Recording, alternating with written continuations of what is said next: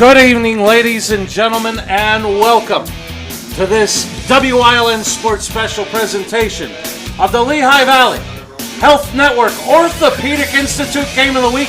It's homecoming weekend at Crestwood High School as the hometown Comets play host to the Cougars of Hazleton area. You are looking live at a somewhat smoky Crestwood Stadium on the campus of Crestwood High School. Thank you for joining us for continuing coverage of high school football on WILN as the Cougars take the field.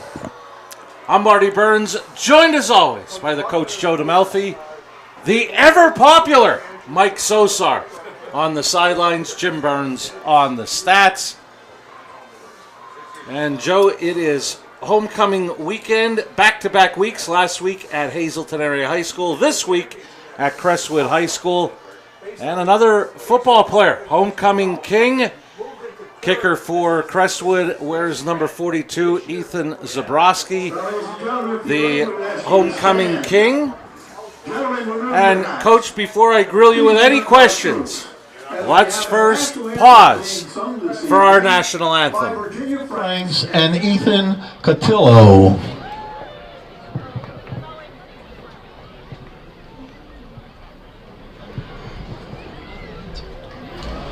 Oh, say, can you see by the dawn's early light what so proudly we hailed at the twilight's last gleaming, whose broad stripes and bright stars through the perilous fight o'er the ramparts we've watched were so gallantly streaming, and the rockets' red glare, the bombs bursting in air, gave proof through the night that our flag was still there. Oh, say does that star-spangled banner yet wave o'er the land of the free and the home of the brave.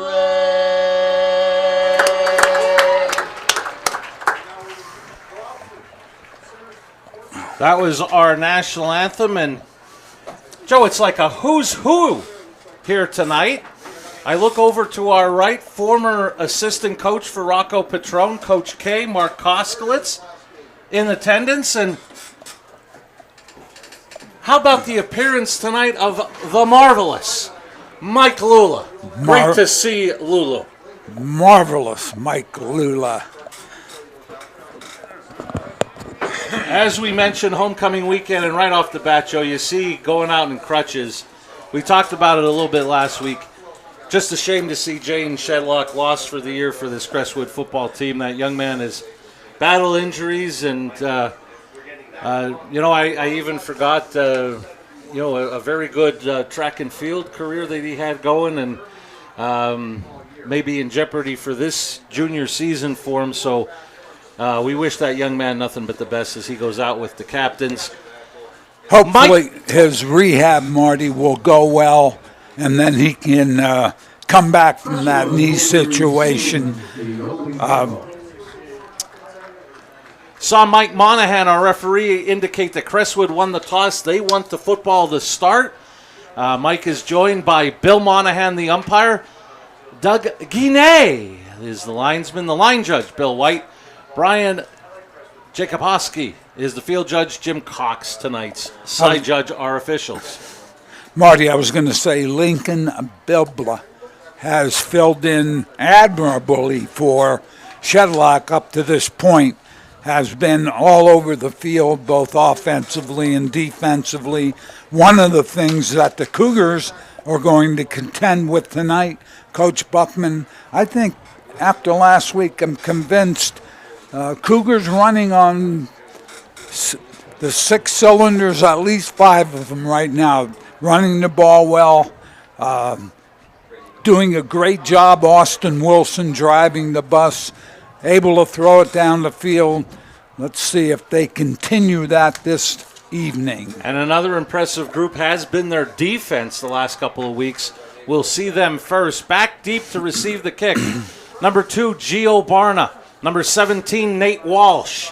I'll tell you what, Marty, defense, they held Wilkes-Barre area below 50 yards. I was talking to Mr. Burns earlier, and they really did a great job last week. Number 14, Jack Mariano, getting ready to kick it away. The Cougars in the white going from left to right. This Lehigh Valley Health Network Orthopedic Institute Game of the Week underway. Kick to the short man that covered it up at the Comet 37-yard line.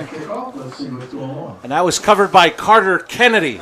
Carter Kennedy did a nice job, Marty, rather than try to field that bouncing ball, not sure where it's going. He drops on it. Good field position for the Comets. And if I would have gave you the word early on, I would have been giving you proper scouting from our advanced scout from MMI, who said that to watch out for Mr. Walsh wearing number 17. Maybe that's why we had a short kick. Okay. Don't kick it to him, and we're coming back. Cougars were offsides, so the Cougars, again with Mariano, will kick it off. But if they kick short, it should be really good field position to start for the Comets. And it's going to be a bouncing kick that's going to be picked up by the aforementioned Walsh, and he's brought down by the special teams unit of Hazleton area at about the 27-yard line.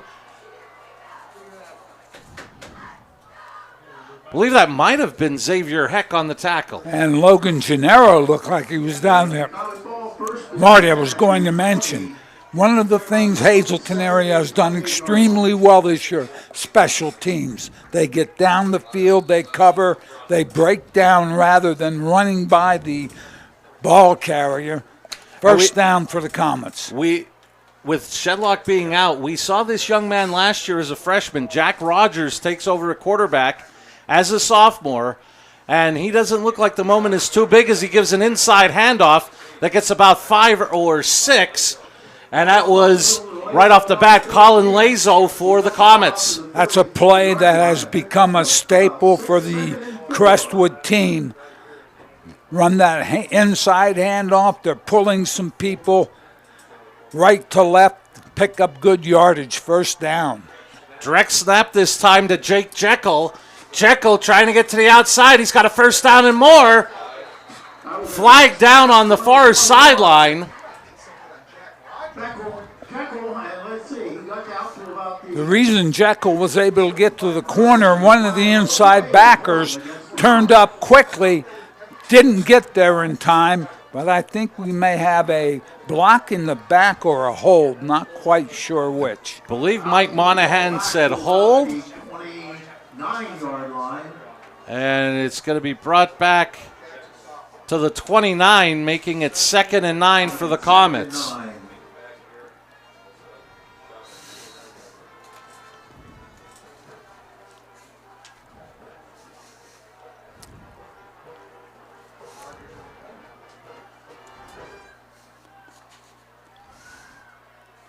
Line shift by Crestwood.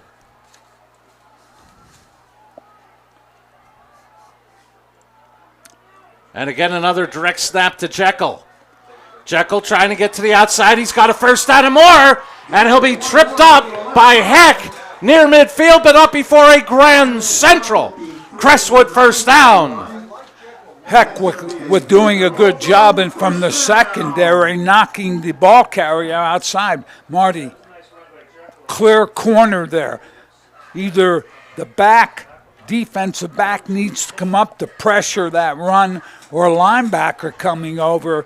Neither happened, so big gainer for the Comets. Jekyll took the snap, and he gave an inside handoff to Lazo. Hit hard by his counterpart, number 14, Mariano. Mariano, good tackle. The tackle was made by Reno 23, second and 7.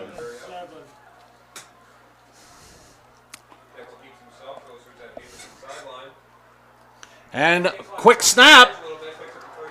Going down the sideline, depending where he stepped out, was Jekyll, but should have another Grand Central first down. People probably thinking about why is he so quick to the corner. The end has to contain, or linebacker has to contain, or defensive back has to get up. Hazleton area takes a timeout. No score on the opening drive of the ball game.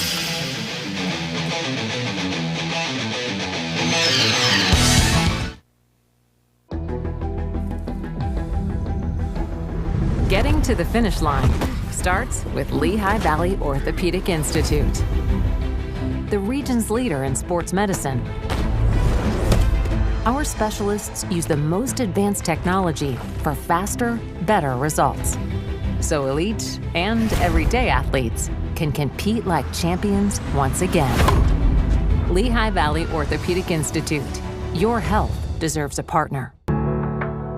Penn State Hazleton is improving the lives of others, starting in our community. Providing degrees that meet the needs of the area. Fueling entrepreneurship and contributing more than $36 million annually to the state's economy. Researching the health of our local ecosystem on the Susquehanna River. Together, our impact keeps growing, backed by the strength of 24 campuses and 700,000 alumni.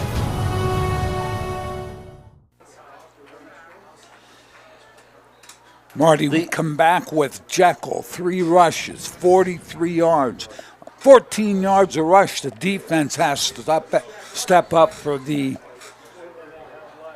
And I think the up-tempo Cougars. no huddle also caused Coach Bookman to Yeah, take they a timeout. got. You're right there. That quick snap as we look at a first down. This is Lincoln Bibla hitting the middle of that pile, but a host of white jerseys push him backwards. Maybe a yard for Bibla. Bibla tried to get to the left side, but that time the Cougars stepped up. Several Cougars in on that tackle. Out of that formation, Marty, obviously the quarterback could, but Heckle has been the person right now that has been the big rusher. This will be Lazo cutting it back. And he is brought down, depends on the spot, very close to the first down. Lazo found that gap between the defensive end, the linebacker. Good job by that Crestwood offensive line getting up on the defenders. 4 down territory.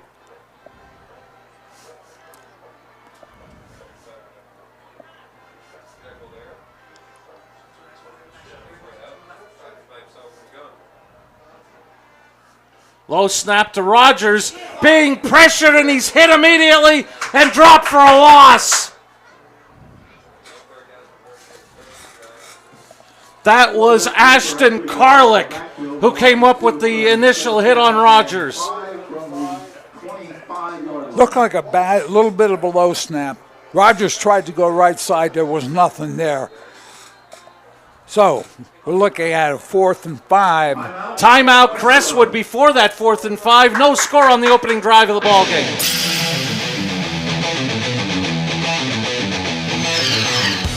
Hey, it's Justin from Grand Central, and our trained sleep professionals are here to help you sleep like never before. With an extensive line of Sealy and Stearns & Foster mattresses, we are sure to find you the right mattress at the right price. Free delivery and removal, interest-free financing for up to 60 months, and same or next day delivery on select models. And don't forget, everyday low prices. Stop in to one of our 2 locations, Route 93 in Nescopec, Or downtown Hazleton. and see why Northeast and Central Pennsylvania sleeps better with Grand Central. FNL Doors, your trusted overhead door supplier for over 50 years, providing quality products and services to Eastern PA and beyond with 2 strategic locations. They carry garage doors from leading manufacturers in the industry like Rainer. They guarantee parts and service for your home or business, from new construction to replacement doors, inspections, and service calls. FNL Doors stands behind every job, taking pride in the work they do. Call 800-344-DOOR or visit FNL Doors online at fldoors.com or visit their showrooms in Hazel Township or Schuylkill Haven.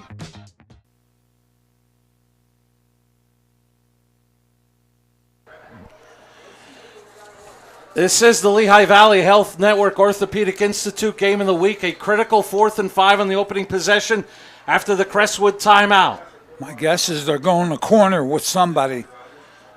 They were looking to swing it out to Jekyll. He got pressured by Vasquez, got away from it, and he's down the sidelines and steps out of bounds for a Grand Central first down. But first, a flag back at the 25. That's when you rush the passer and you have a pretty good shot at him, you have to be under control. That was not.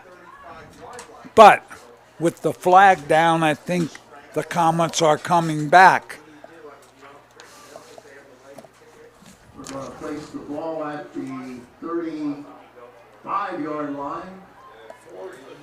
And I'm not sure what Hazleton area saw defensively, Joe, but the last 2 plays on the right side of the Crestwood line, there have been guys coming free. We're going to talk about that in a second, Marty, as the punt team comes on.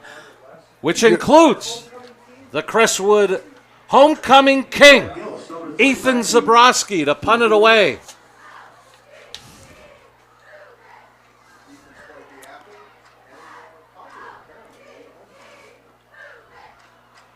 And a left footer angles it toward the end zone, but the Comets can't get to it. It'll go into the end zone for a touchback. I was going to say the 2 plays they tried to run tackle to tackle, I'm talking about Crestwood, nothing. They ran that inside reverse type play, gain yardage. They gained big yardage on the corner. Now, Rogers was trying to pass, was rushed, so he got to the corner. Nobody there, but there was a hold on the corner. So Cougars start deep in their own territory. Been very impressive offensively since we've been able to start watching them, Joe. And they take over with 8:12 remaining in the opening quarter, scoreless on the Penn State Hazleton scoreboard. Play action. Wilson rolls right, being pressured by Kennedy. Now he looks to run, and he's knocked out of bounds. Some of the Hazleton assistants next door to us were calling for a flag, but the officials did not agree. It's going to be a loss of about a yard to the 19. Marty, when you're rushing a potential passer or a runner, never leave your feet. And that's what one of the Crestwood players did there. Wilson was able to turn up. Didn't gain any yardage, but he got it back almost to the line of scrimmage. So here come the Cougars. 2nd and 11 from their own 19. Drop ball! Loose! Crestwood says they had it. Comets football! And Joe, it almost looked like, as making the recovery first, we'll get to Gonzalo Lozano. But it almost looked like Wilson didn't have it to hand it off. Never had the ball, sort of bounced off his chest and went to the ball carrier, or the potential ball carrier, fell on the ground, the Comets with the ball.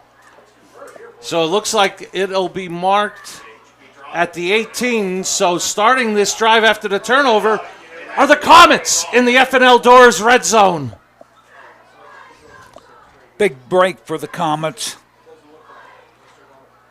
Wide to the bottom of your screen, the 6'2" tight end Kennedy, and now he'll shift to the top of your screen. Wonder if you might want to take a shot here, but they'll snap it immediately to Jekyll. He's trying to get to the outside. Hazleton area tries to string him out, and a great tackle there by Mariano after a short gain. I'll tell you, that was a great job by Mariano getting there to make the tackle after about 2 yards, maybe 3. But excellent job by Mariano. And whistles. We have an official timeout. Not quite sure what the officials saw there. Jim Burns getting behind his cheaters, saying someone lost a shoe. Well, got to go to the sideline. Let's see what the shift, if they do shift, what that brings. Pretty much unbalanced left side. And Bibla got the carry as he got inside the 15 to about the 13. Inside the 15-yard line, looks like about the 13-yard line, 3rd down and 5. Picked up a couple of yards. Again, tackle to tackle. The Hazleton defense is there. They've been hurt on the corner.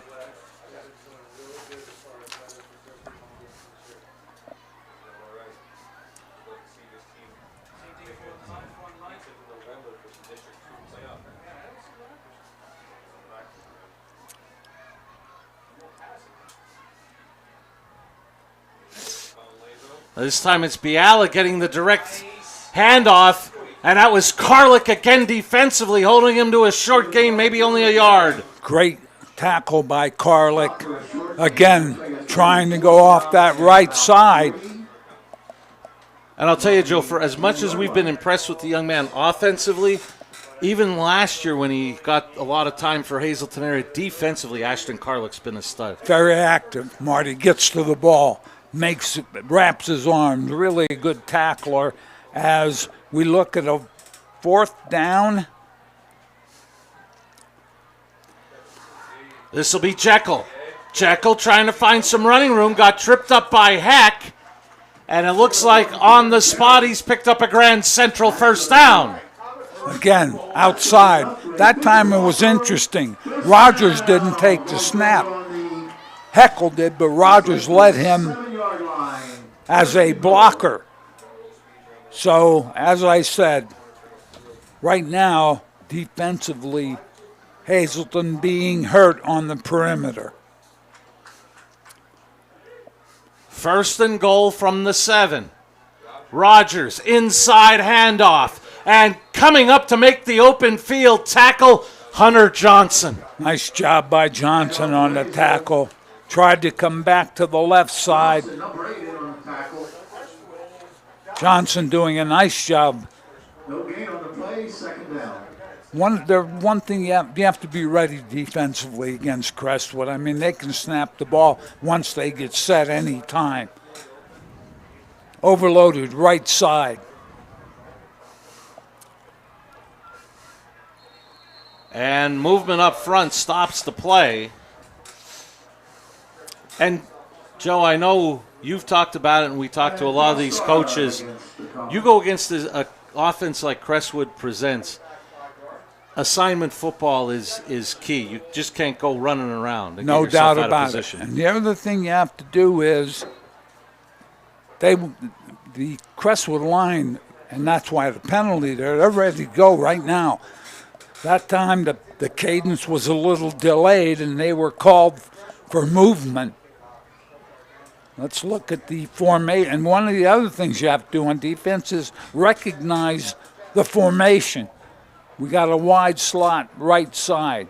2nd and goal from the 12. And Rogers didn't like what he saw, takes the 2nd time out. 4:42 left in a scoreless 1st quarter.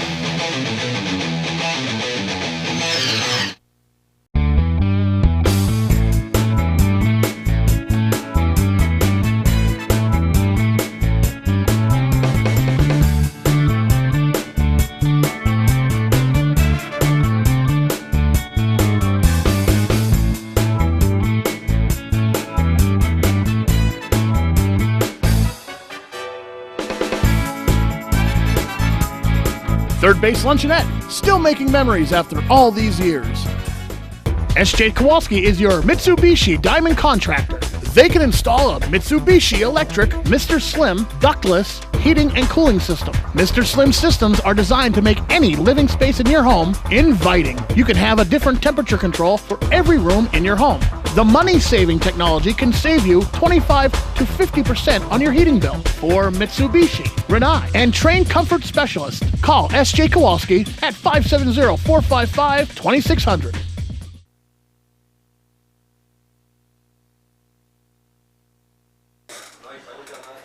Crestwood down to one timeout remaining. This is the Lehigh Valley Health Network Orthopedic Institute game of the week. No score. Let me tell you how the first 8 minutes have evolved. Hazleton has -2 yards. They've had the ball 11 seconds. Crestwood, 68 yards, has had the ball 7 minutes and 13 seconds.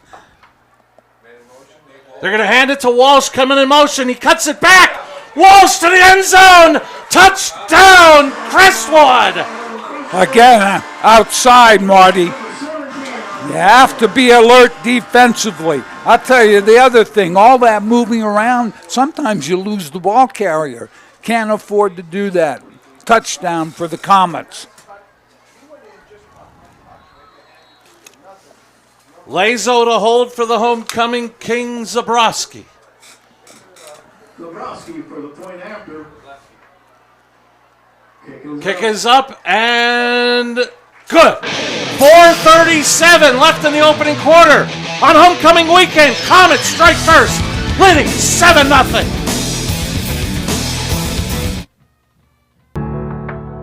Penn State Hazleton is improving the lives of others, starting in our community. Providing degrees that meet the needs of the area. Fueling entrepreneurship and contributing more than $36 million annually to the state's economy. Researching the health of our local ecosystem on the Susquehanna River. Together, our impact keeps growing, backed by the strength of 24 campuses and 700,000 alumni.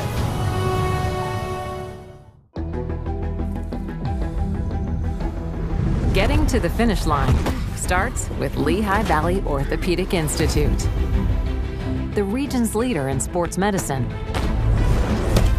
Our specialists use the most advanced technology for faster, better results, so elite and everyday athletes can compete like champions once again. Lehigh Valley Orthopedic Institute. Your health deserves a partner.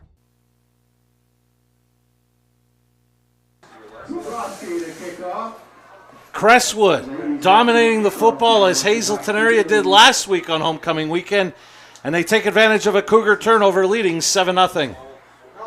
Marty, Crestwood, Walsh, 12-yard run, outside. Zabrowski kicked good, 6 plays, 18 yards, 3:24, and we are still in the first quarter. And Zabrowski with a squibbing kick, picked up by one of the up men. That's Yo-Yo Moran. Moran looking for some open field as he got knocked down about across the 40. Great starting field position for their second drive for the Cougars of Hazleton area. So you see 4:31 left in the opening quarter. Crestwood on homecoming weekend leading 7-0 on the Penn State Hazleton scoreboard. Marty, one of the things that the Hazleton offense needs to do is move the ball a little, give their defense a rest, because that Crestwood offense, if you look at it, they're on the field a lot. You're going to be in trouble. Let's see what Hazleton can do offensively. It's going to be a handoff. It's Carlick. Carlick on first down gets about 8. Left side, Carlick. That's something we saw a lot of last week against Wilkes-Barre area. He's done a very good job. The left side picks up 8 yards on the first down.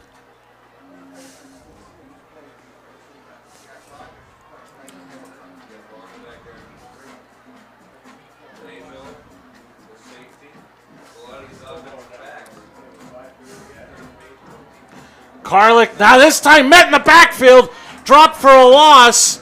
Coming up to make the play, Kyle Drana. I'll tell you what, Marty, it was Kyle Drana was there right now. Nowhere to go, nowhere to hide. So they're looking at, he lost about 3, looking at a 3rd and 5. And as I mentioned, you really don't want to go 3 and out.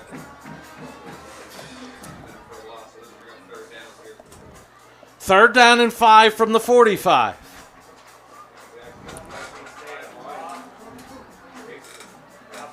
That's Gonzalez in motion in the bottom of your screen. 4 wides that way, and here comes Wilson. Cuts it back. Wilson's got a first down and more. Down the sideline. Knocked out of bounds by Matt Urban, but not before a Grand Central. Cougar first down. I'll tell you what, they had 4 receivers, and they all got down the field. Just, again, the kind of block where you shadow somebody. Wilson got to the corner, was able to pick up the first down, and good additional yardage. That's something we've seen Wilson do in the games we've had with the Cougars so far.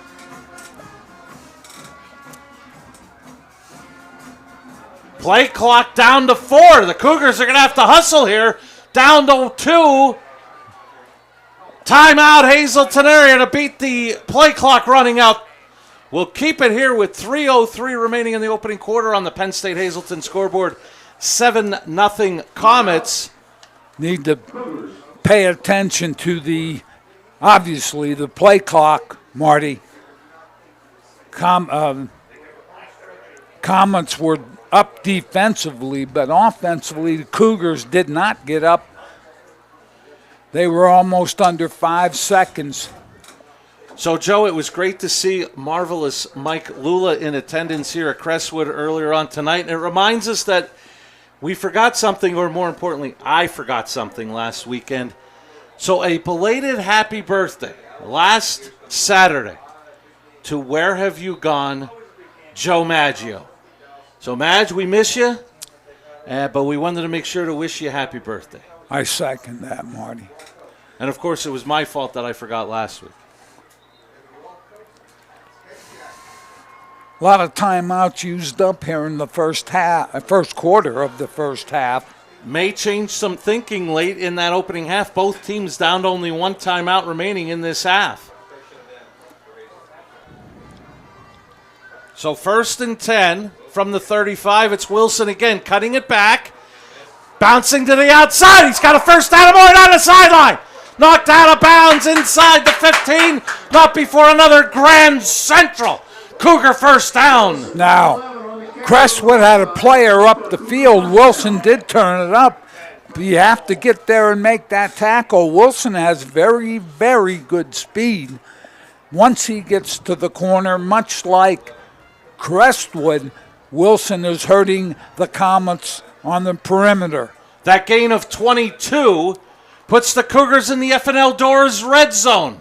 1st and 10 at the Crestwood 13. Cougars looking to answer the Comet touchdown. Gonzalez again in motion to the bottom of your screen. Fake the handoff to Karlik. It's Wilson. And he'll be brought down maybe for a gain of 1. That was Lincoln Bibla on the tackle. Bibla there, along with several other players. Carter Kennedy also there.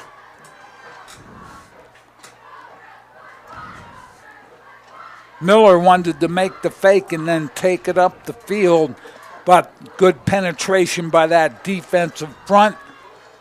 Linebackers. Karlik goes in motion to the bottom of your screen.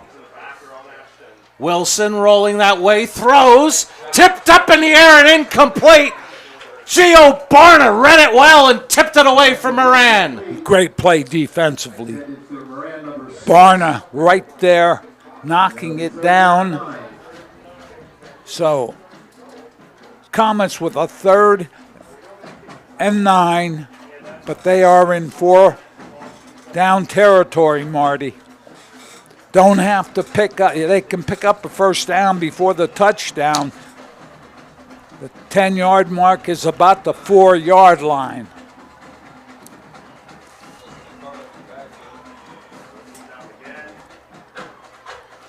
Karlik, straight up the middle, inside the 10 to about the 8. Will leave the Cougars with a 4th and about 5. Good pickup Like I said, they didn't have to pick it all up. They have to convert now on this 4th and 5. Don't know if they are considering the kick. I don't think they are. Miller brings the play in from the sideline. Sorry, Wilson.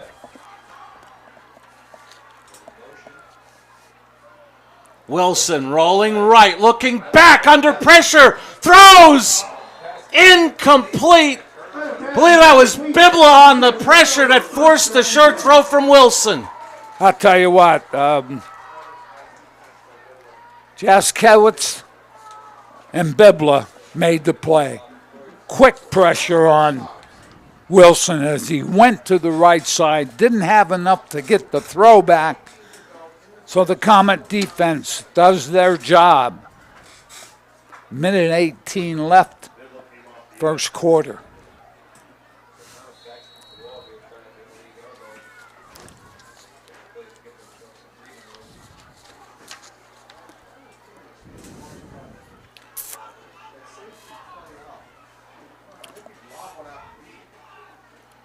Rogers goes on the inside handoff, and the Cougars not fooled. Coming from behind to make the play was Hunter Johnson. Yeah, I think defended that inside reverse type play very well there. Didn't look like they picked up much, if anything, as we are under a minute clock running in the first quarter.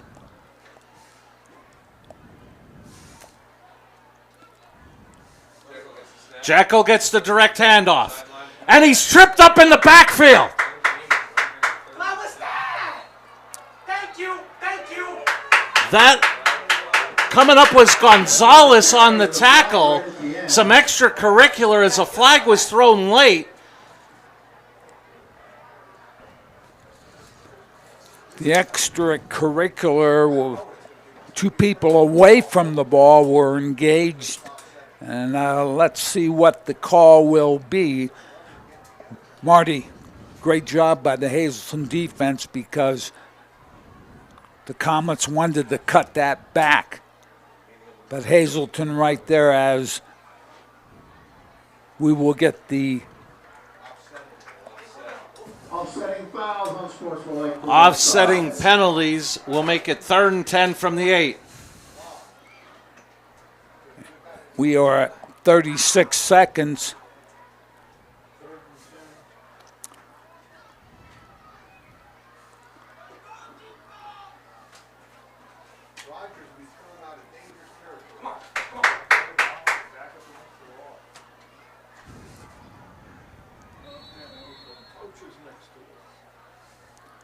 As I said, Marty, first thing you do is recognize the formation. Rogers out of the gun, Jekyll right next to him. Crestwood uses their final timeout of the half for a 3rd and 10. We'll keep it here. And very interesting that Crestwood uses all their timeouts in the opening quarter. They're really not going to have, well, I shouldn't say they're not. They're definitely not going to have anything come the late stages of this opening half. Want to remind you, can you believe it, Joe? October the 11th marks senior night, the final home game of the season for Hazleton area before they finish the year with 2 road games. They'll be playing host to the Pittston area Patriots. It'll be the Lehigh Valley Health Network Orthopedic Institute game of the week, and it'll be next Friday night live at 7. Patriots Cougars from Harmon Geist Stadium live on WYLN. One of the things, Marty, is obviously big 3rd down because if they can't convert this, they're going to have to punt it away. Now, I think the defensive side, you have to say to them, they've hurt us on the perimeter a little bit inside with the inside handoff on that inside reverse. Those are the things we need to look for. Be ready. When they're over the ball, you must be ready defensively. So it is 3rd and 10. Rogers out of the gun. And we may have had movement up front on the Comets. I go back to my original comment. The linemen are ready to go. If the cadence is just a little off, it's going to be a problem. So now add the 5 yards to that third down. It's third and about 14, maybe 15.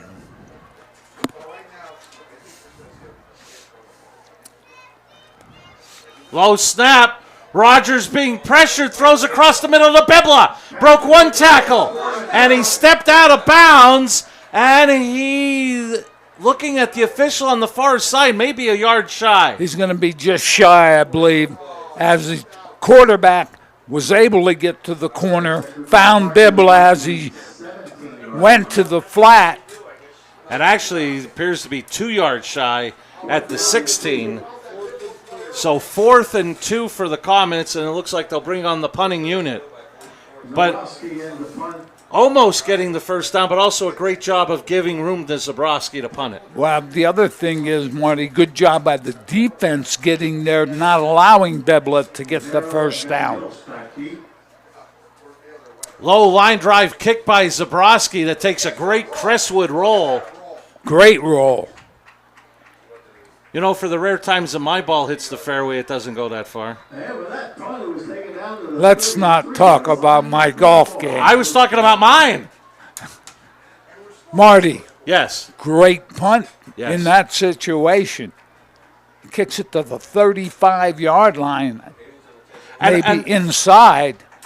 And, Coach, I know you always preach about catching the football, but a punt like that seemed like it was too low and too much of a line drive. Exactly. You have to stay away from it. Give him credit. Zabrowski did a great job getting it down the field. Punt of 63 yards, says Jim Burns. I'm sure Hazleton was looking at the 50-yard line as a possibility. Wilson out of the gun. He's under pressure. And he's going to be dropped for a sack. And that is going to be Yaskevich. Wilson taken down in the backfield. And clock will wind down. Throw a quarter on homecoming weekend. The hometown Comets lead the Cougars 7-0. You're watching the Lehigh Valley Health Network Orthopedic Institute Game of the Week on WYLN.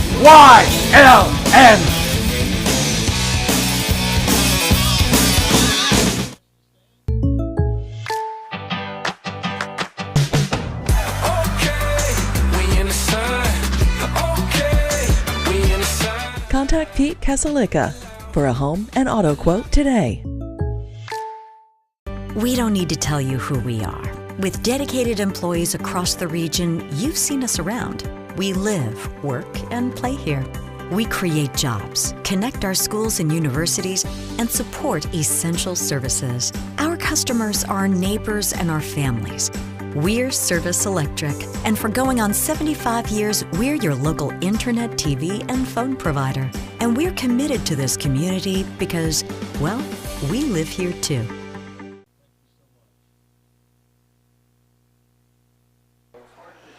Heading to the second quarter, it's the Lehigh Valley Health Network Orthopedic Institute Game of the Week. Comets on homecoming weekend lead the visiting Cougars 7-0. You know, Marty, Alex Juskowitz, great job. He helped on the 4th down when the Cougars were threatening. Now he comes up with a huge sack on Wilson. First quarter, and we're going to give the stats right after the first play. Was a loss of 9, so 2nd and 19 for the Cougars at their own 24. Looking to the sideline, trying to pick up the play.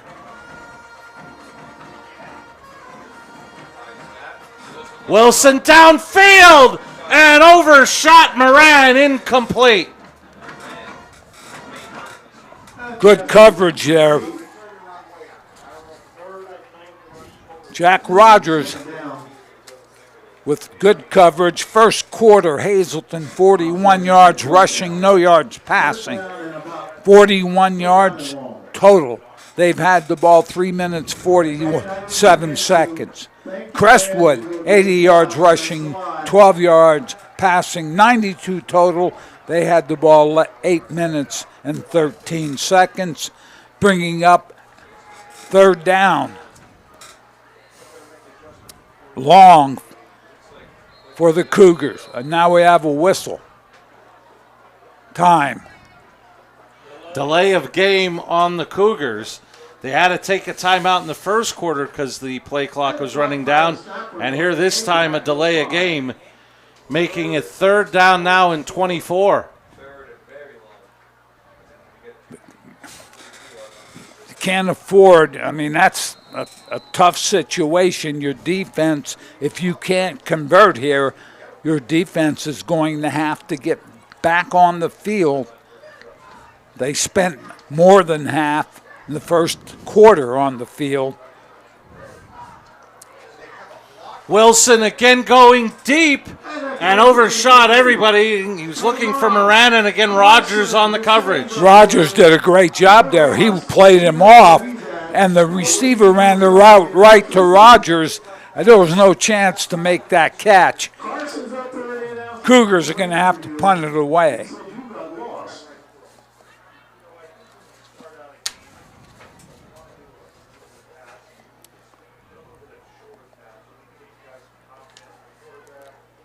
So Wilson back to punt it away.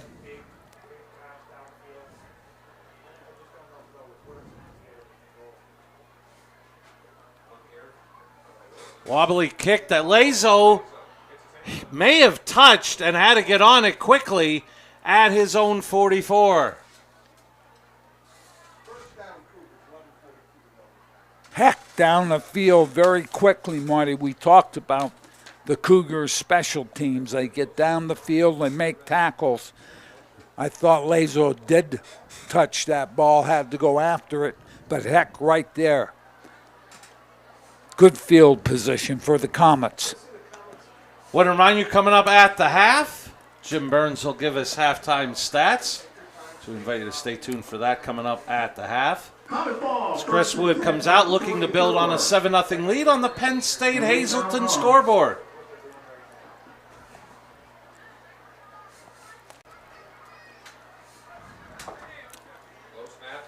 Rogers rolling right. Pumps, and he throws it away as Vasquez came in on the pressure. Pass is incomplete. Vasquez, good pressure. Rogers came to the corner like maybe I'm going to run, pulled up, and that's when Vasquez was able to get there. Did a good job of getting rid of it. So it's going to be 2nd and 10.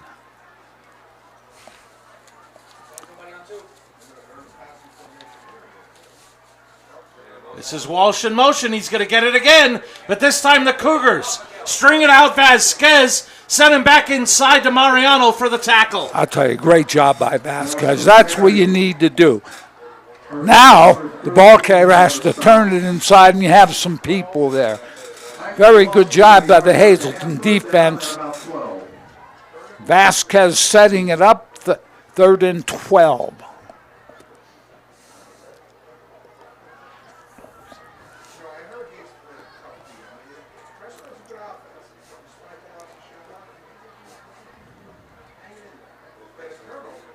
Low snap, and Rogers will just fall on it. I'll tell you one more. He's a sophomore, Rogers, but he made a very good decision there. Rather than try and fumble with the ball, maybe lose it, he fell on it, they'll punt it away.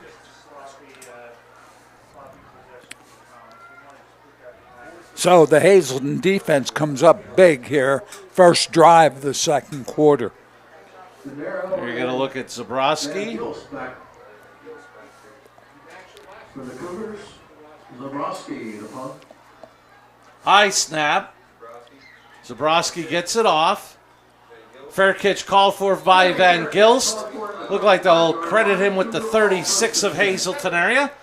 So the Cougars will take over there. 10-14 remaining in the opening half on the Penn State Hazleton scoreboard. While we have a moment Want to thank the Third Base Luncheonette for supplying our crew meal tonight, as they have all season long and for so many seasons. Third Base Luncheonette, proud supporter of WILN Sports. Okay, just off of 9th Street in Hazleton. Many thanks to the Third Base Luncheonette.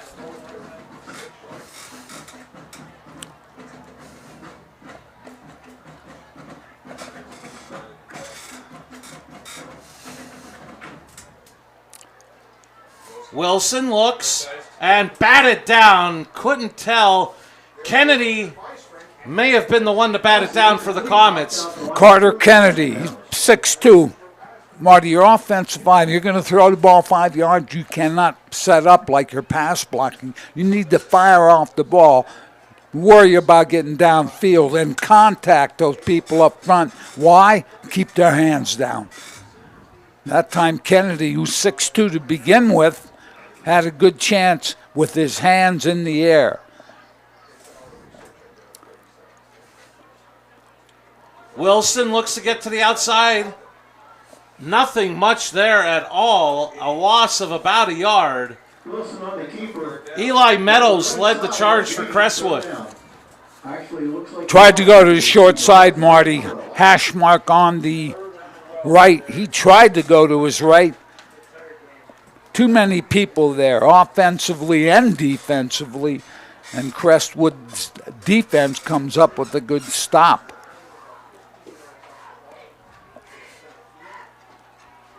So 3rd and 12 from the Cougar 34.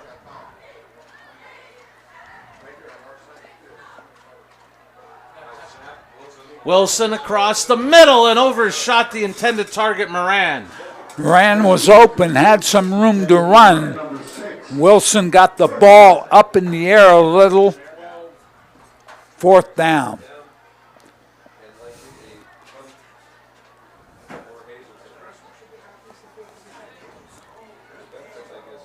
Crestwood's defense doing a nice job on that series.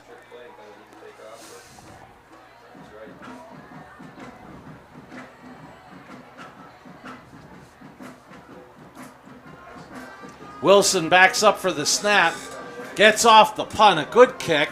That Lazo called for the fair catch, falls backward at his own 34. Crestwood will take over 1st and 10 at the 35-yard line.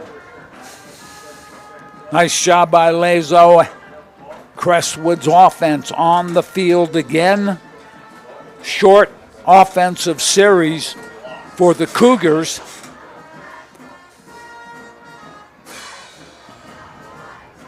Now a reminder, Crestwood, no timeouts remaining here in the half. 9:17, it's not a factor right now, but if they want to try to do some late in the half, Hazleton area only has 1 timeout remaining.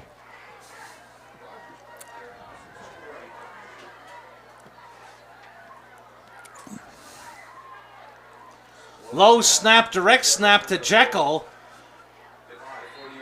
Johnson got him low. Gonzalez tackled him high after a gain of about 4.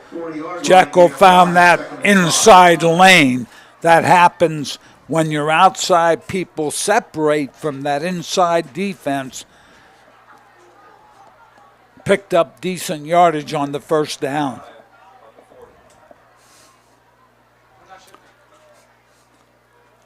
This will be Lazo. Dancing his way through the middle and got tripped up after a gain of about 2 or 3. Hazleton now doing a better job getting a little penetration. Lazo had to bounce it a little bit outside. Finally ran in. It's almost his own offensive people. So 3rd down for the Comets.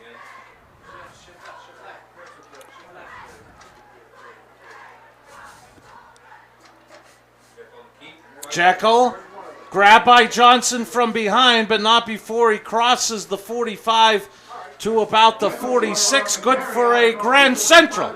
Comet 1st down. Rogers and Jekyll both have to have their hands up like they're going. So you really, if you're on defense, you really have to pay attention to who the snap goes to. That happened once before where Rogers led the interference and the Comets convert the first down. Play action. Rogers downfield, overshot Bibla, and it'll fall incomplete, shy of the waiting hands of Carlos Gonzalez. Got it. You have to account for Bibla when they throw the ball. He'll sort of hesitate at the line of scrimmage, then down the field. He's not going to be 30 yards downfield. He's going to be 10, 12 yards down the field. And it's exactly what you mentioned, Coach. You keep giving direct snaps to Jekyll, direct snaps to Jekyll. Then you give it to Rogers. He goes play action, and all of a sudden you're getting caught looking in the backfield. Maybe somebody's running by you. This time, direct snap to Barna. Barna looking for some room. He gets into Cougar territory at about the 48, leaving the Comets with about a 3rd and 4. Looks like the 47-yard line. Appears to be an injured Cougar. And we do have a timeout on the field.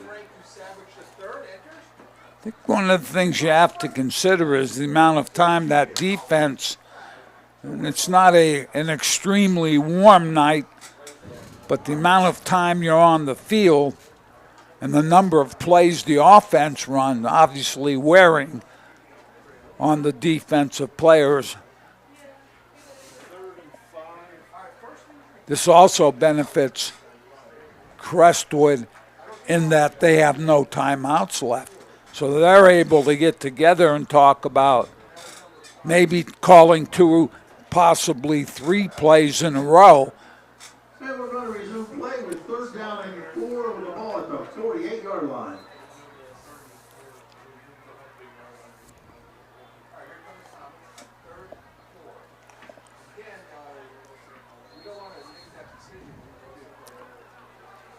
Third and 4 at the 48. Jekyll with Rogers in the backfield.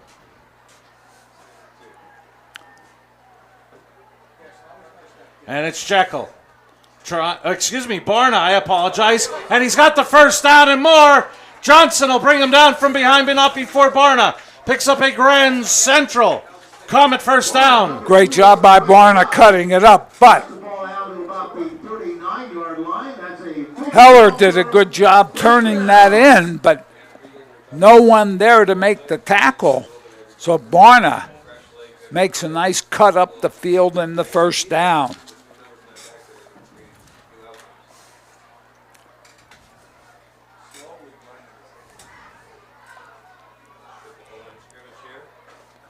And it's going to be Lazo. Bounced off a couple of tacklers before he's pushed back by Gonzalez, among others, for a gain of 3. Down to about the 36-yard line. Gain of 3, 2nd and 7.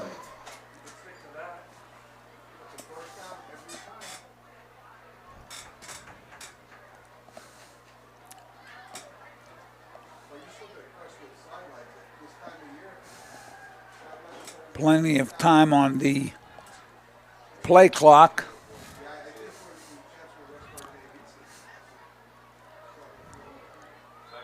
There's no timeouts.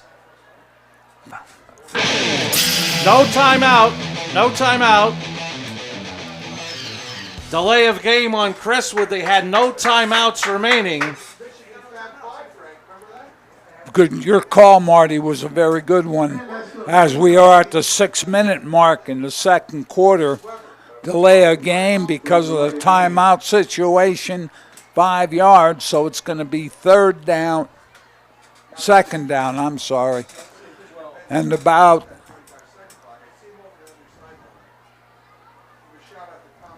12 approximately. Rogers has to keep that in mind. He's only a sophomore, mistakes like that. But you have to keep that kind of situation in mind. So it's Hazleton area with 1 timeout remaining. Crestwood is out. And one of the things for the young quarterback, scoreboard to his back. So wasn't able to see his Barna. Again, a direct snap, this time to the left side. And he's hauled down as he gains about 5. Interesting. Rogers went to his right, like they were, and Barna goes to his left. really naked. There wasn't, except for the offensive lineman. Hazleton does a decent job of getting up after about a 5-yard gain. So we're looking at 3rd and maybe 7.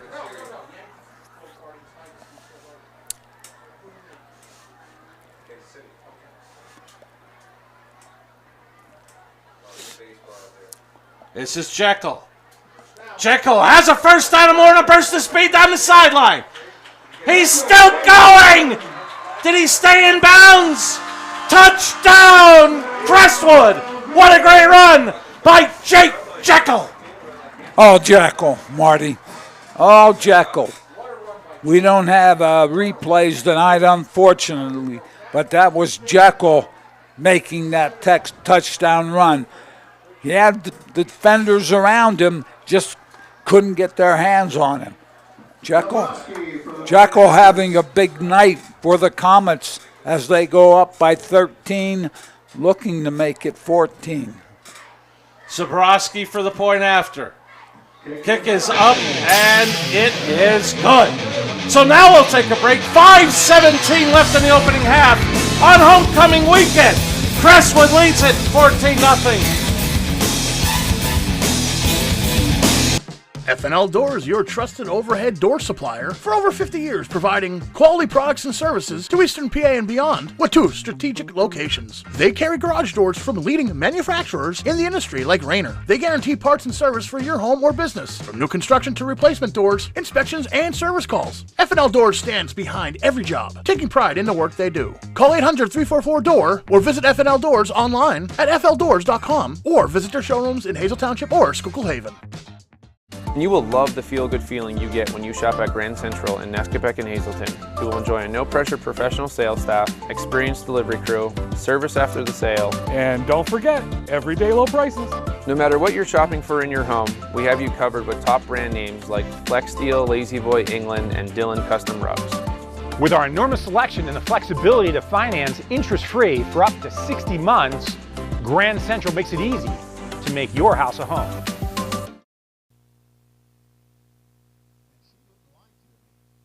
All right, we're going to count. Here we go. 1. On the Lehigh Valley Health Network Orthopedic Institute Game of the Week, homecoming weekend for the hometown Crestwood Comets here in Mountaintop, leading 14-0. Marty, Crestwood, Jekyll, 35-yard run. Zarkowski with the kick, 9 plays, 65 yards. Jekyll, 3 rushes, 41 yards. Barna, 3 rushes, 21 yards, 14-0 Comets. And a little bit of a different look. Coming out is Cooper Labaugh to kick it away, wearing number 99.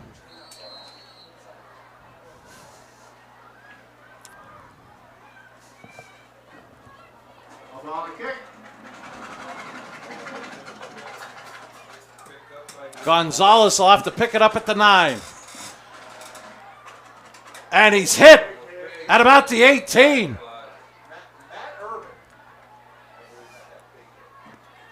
Gonzalez fielded. Did a flag fall out there? We have, I believe, a flag, and I think the call may be something about a hold or blocking the back. Yeah. Marty, on Jekyll's run, I don't know if you would agree with me, but it looked like a tired defense trying to get to Jekyll. Jekyll has some speed, but they defensively, I think the Cougars are slowing down because of the time spent on the field. And the impression was, until that Jekyll run, it was a methodical, grinding out drive, because what did we say, 9 plays, 65 yards. The previous 8 plays only gained 30 yards. Jekyll gained 35 on that run. Exactly. So the Cougars looking to get something going here, especially with the fact that they'll get the ball to start the second half. So the old double header here that Bill Belichick likes, and a great start. Pass to Moran out to the 20. Gain of 12 and a Grand Central first down.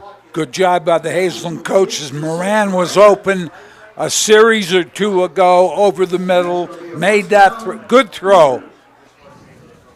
Moran with a nice catch. Austin Wilson with a very nice throw there. If they give him time, he can be accurate. Wilson rolls right. Wilson spins, has a first down and more out near the 35. Good for another Grand Central first down. Oh, Wilson does a great job. Went to the right side, looked like he was going to be tackled. Somebody grabbed his jersey, but he spun away, picks up the first down. And I'm sorry, ball's on the 36-yard line. So gains of 12 and 16 to start this drive from Hazleton area to get out from their 8. They now have 1st and 10 from their own 36. They have one timeout left, Marty.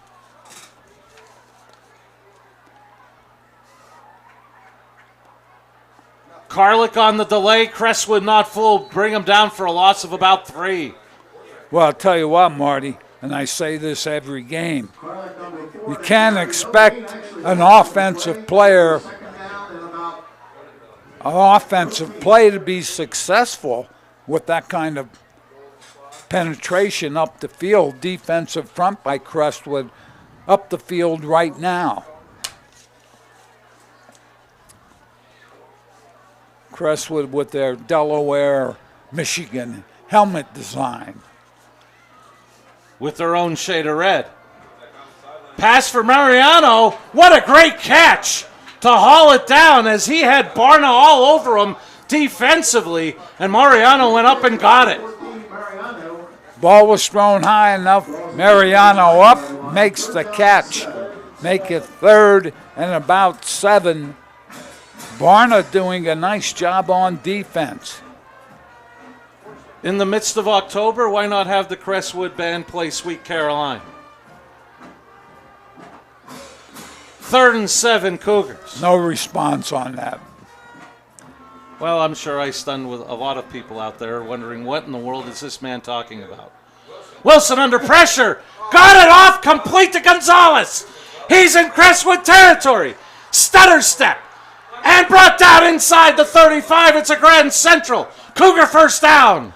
Wilson under pressure, almost underthrew it. Gonzalez, Marty, great effort. That ball was low, but he got it. Plus the yards after the catch. And not only at this level, Joe, we could talk the highest levels of football. When a ball is that low, sometimes you see receivers peeking to see where everybody is before they snag that low throw. What a great job by Gonzalez. He kept his concentration on the ball, was able to make the catch, and then as I said, good yards after the catch. So, Cougars. On 3rd and 7, a gain of 27. Have them 1st and 10 at the Crestwood 34. Wilson runs the draw. He's straight up the middle, and he'll be brought down by Urban, but not before a gain of about 6. They've run that play several times. We saw it last week. He takes that drop step, enough of a hesitation to call it a draw, is able to pick up decent yardage, first down. Now he'll check to the sideline.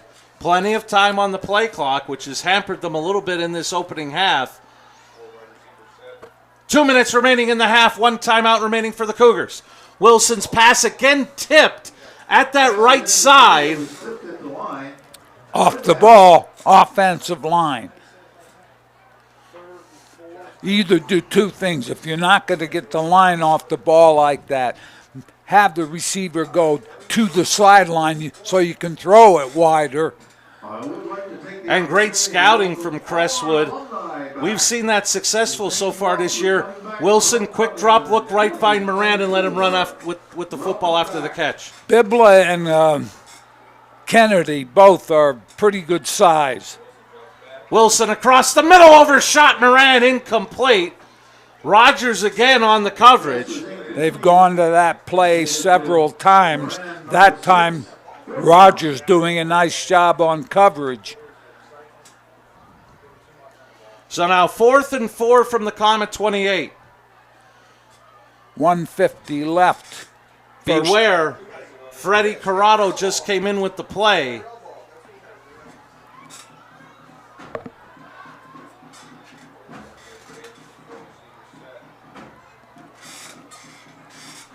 Corrado will take the snap. He looks across the middle and shot a bullet to Moran that fell incomplete. Good pass.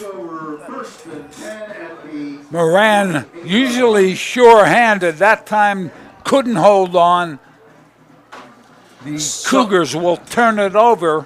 So 1:47, no timeouts remaining for Crestwood. Be interesting to see what Coach Ark and his staff come up with here. Speaking of his staff, had an opportunity pregame to talk to assistant coach and former head coach Greg Myers. Doing well, looking good.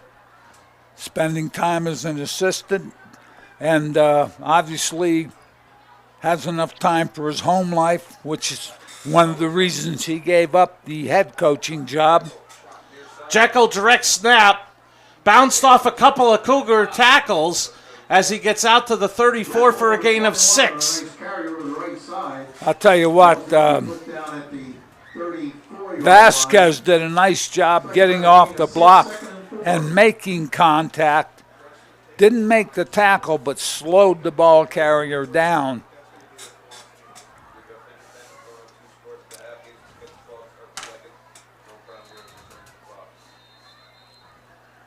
Crestwood rushed to the line, and I believe Hazleton area took their final timeout, trailing 14-0. Keep it here. Okay, I'm sure Coach Buckman and his staff talking about be ready, don't get caught with a trick play. Make sure if you get to the ball carrier gets to the corner, we wrap him up. As I said, when Jekyll scored the touchdown, defense looked a little tired getting there. Can't believe we're saying it, Joe. 2 games remaining at Harmon Geist next week, a week off, and then we head to the huge rivalry game in the Schuylkill League between Monoy area and Shenandoah Valley.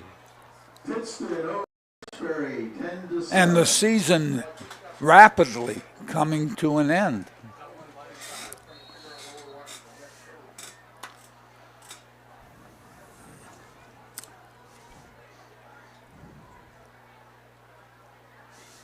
Bobble by Jekyll went up the middle, got knocked down, and appears to have a Grand Central first down.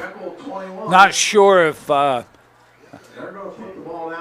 as they moved the markers, not sure if he fumbled that ball and came back or if it was a design play. First down clock will start.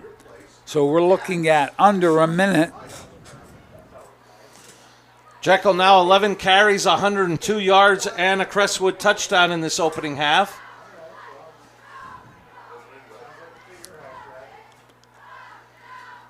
And it's Jekyll. Broke through the pile, and he got out across the 45 to the 46, a gain of 8 or 9. But he also lost his helmet and has to head to the sideline. But looking at both clocks, Crestwood could just let this wind out here in the opening half. Just short of the first down, Marty, so you're right.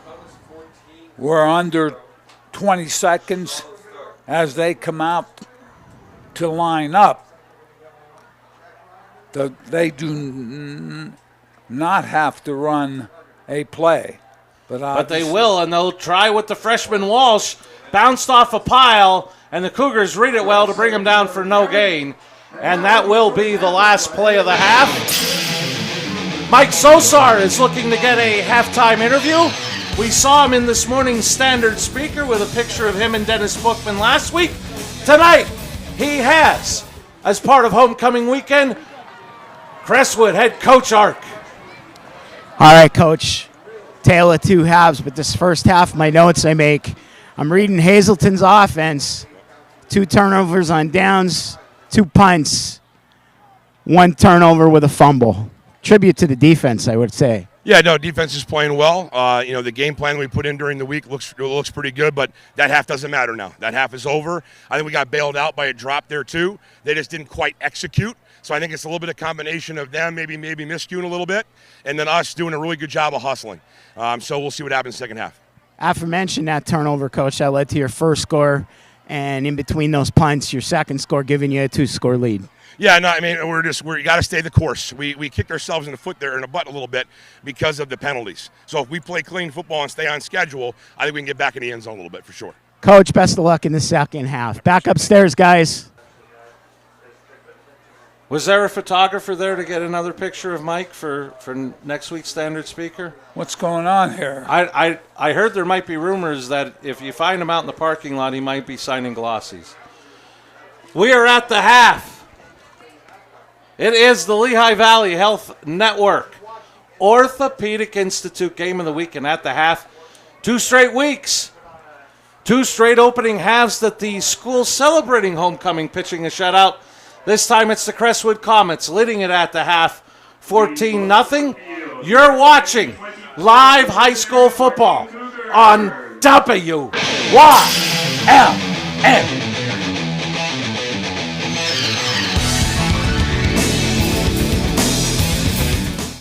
We don't need to tell you who we are. With dedicated employees across the region, you've seen us around. We live, work, and play here.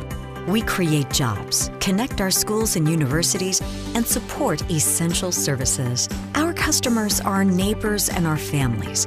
We're Service Electric, and for going on 75 years, we're your local internet, TV, and phone provider. And we're committed to this community because, well, we live here too.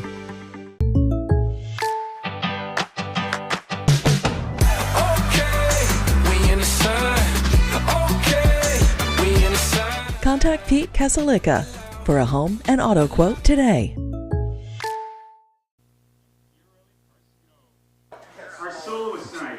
We welcome you back to Crestwood as we see the Hazleton Area High School Marching Band getting ready. We'll hear from them shortly.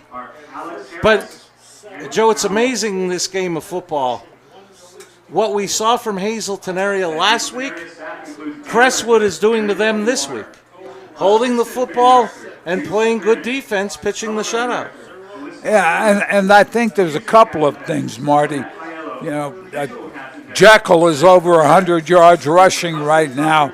I don't know how many carries. We'll get that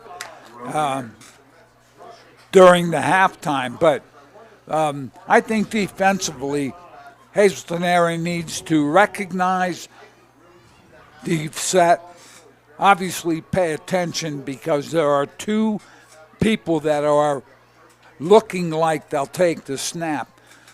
They have to tackle, and again, Jekyll's touchdown run, which put Comets up 14-0, was a great run, but it was a tired defense trying to get there. And offensively, they just haven't been able to get, talking about Cougars, into a rhythm. It looks like we're just about ready. Let's head down field level. And let's hear from the Hazleton Area High School Marching Band. Program, Whispering Woods. As I walk aloft in the darkened woods, I see a flickering light. I follow it, hoping to find a way out.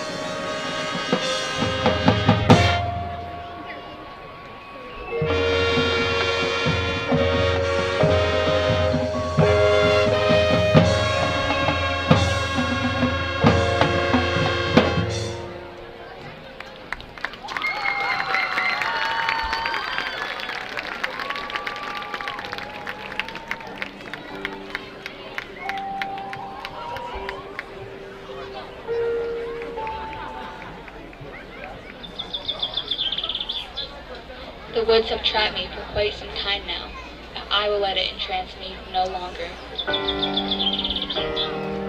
That has been the Hazleton Area High School Marching Band with their halftime performance. We'll be back with halftime stats from Jim Burns right after this.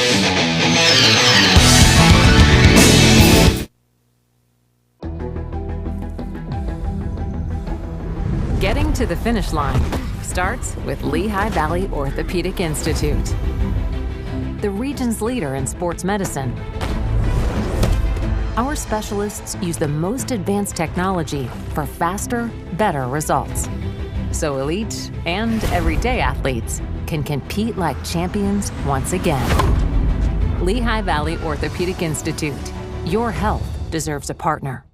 FNL Doors, your trusted overhead door supplier for over 50 years, providing quality products and services to Eastern PA and beyond with 2 strategic locations. They carry garage doors from leading manufacturers in the industry like Rayner. They guarantee parts and service for your home or business, from new construction to replacement doors, inspections, and service calls. FNL Doors stands behind every job, taking pride in the work they do. Call 800-344-DOOR or visit FNL Doors online at fldoors.com or visit their showrooms in Hazel Township or Schuylkill Haven.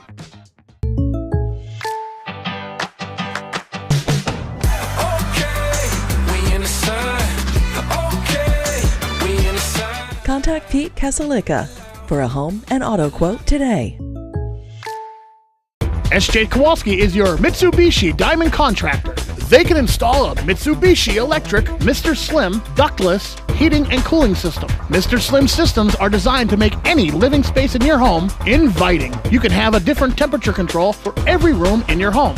The money-saving technology can save you 25 to 50% on your heating bill. For Mitsubishi, Renai, and trained comfort specialists, call SJ Kowalski at 570-455-2600.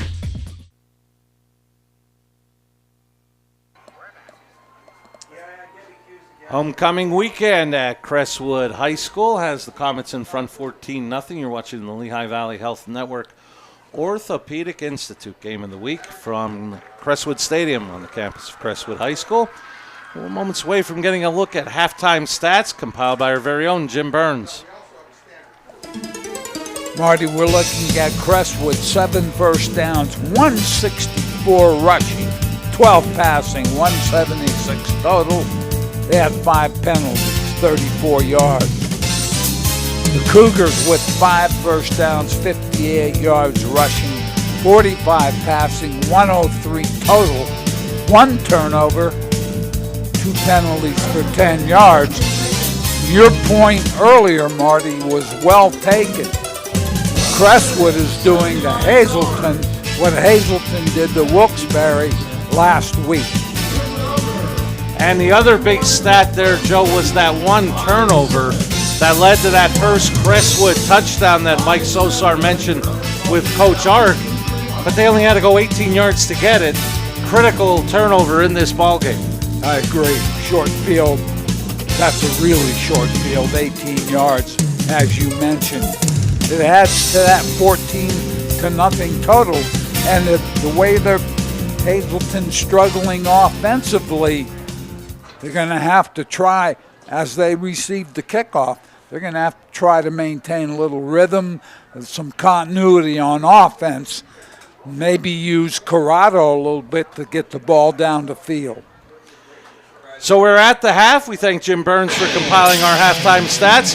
We'll be back with third quarter action as you watch the Lehigh Valley Health Network Orthopedic Institute Game of the Week here on WILN.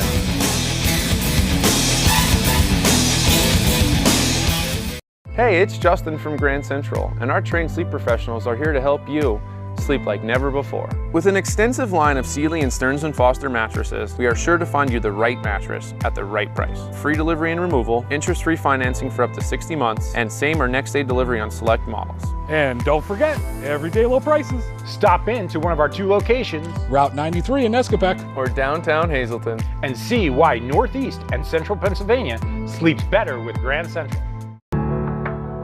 Penn State Hazleton is improving the lives of others, starting in our community. Providing degrees that meet the needs of the area. Fueling entrepreneurship and contributing more than $36 million annually to the state's economy. researching the health of our local ecosystem on the Susquehanna River. Together, our impact keeps growing, backed by the strength of 24 campuses and 700,000 alumni. We don't need to tell you who we are. With dedicated employees across the region, you've seen us around. We live, work, and play here. We create jobs, connect our schools and universities, and support essential services. Our customers are our neighbors and our families. We're Service Electric, and for going on 75 years, we're your local internet, TV, and phone provider. And we're committed to this community because, well, we live here too.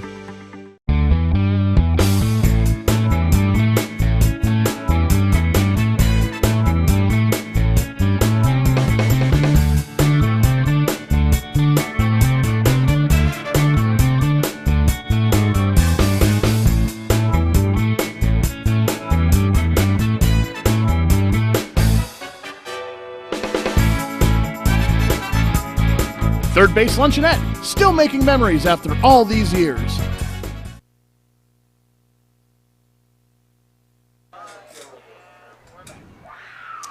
We welcome you back to Crestwood Stadium on the campus of Crestwood High School. It is homecoming weekend for Crestwood High School, and their Comets lead at 14-0 as we wait for both teams to come out for third quarter action. It is the Lehigh Valley Health Network Orthopedic Institute Game of the Week. Jim Burns gives us some individual stats. Austin Wilson for the Cougars, 8 carries, 53 yards. Ashton Carlick, who's been big the last bunch of games for Hazleton area, has only 4 carries for 6 yards. Wilson passing is 3 of 11 for 45 yards. Corrado 0 for 1, but as Coach suggested, maybe that's just a hint of what may be coming. We may see a little bit more in number 1. Gonzalez, 1 catch, 27 yards. Moran, 1 for 12. For Crestwood, Jekyll, 12 carries, 111 yards, and a touchdown. Lazo, 7 carries, 22 yards.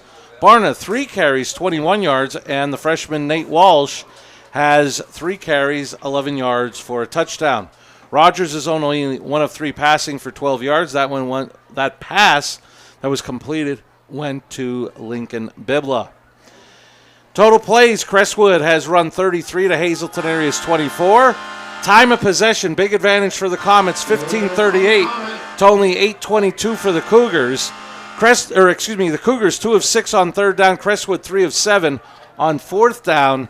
0 for 2, including that big play at the end of the half for Hazleton area. Crestwood is 1 for 1 on fourth down. Mentioned that time of possession disadvantage for Hazleton area. Might be able to make it up here. They'll get the ball to start the third quarter. Well, you know what? You look at that. You said Hazleton had the ball for 8 minutes. We're looking at 24 total minutes in the first half. So that means their defense was on the field double what their offense. And they have players going both ways. So it gives you an idea about the time spent on the field by the defense. And with the way Crestwood operates their offense, Marty, you can't afford a lapse of recognition or just like maybe I'll take a play, I'll be away from the ball. You have to stay engaged in the game. And believe me, that wears on a defense as the time moves on. Hazleton will receive, so let's see what they come up with here in the second half.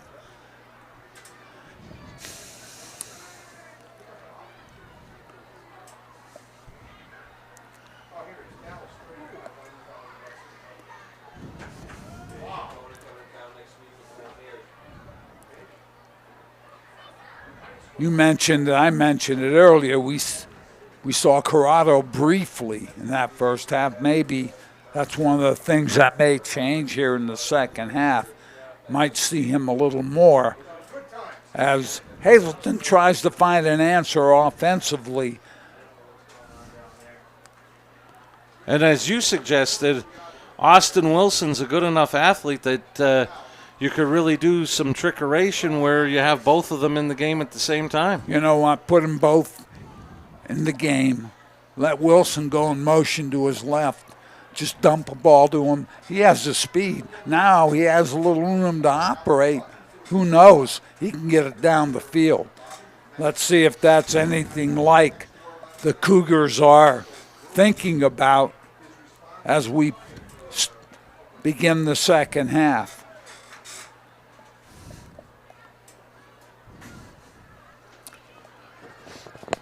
And the Comets special teams unit will trot out onto the field. Lawbaugh getting ready to kick it away as the Comets celebrating homecoming weekend will be in the red, going from left to right on your screen.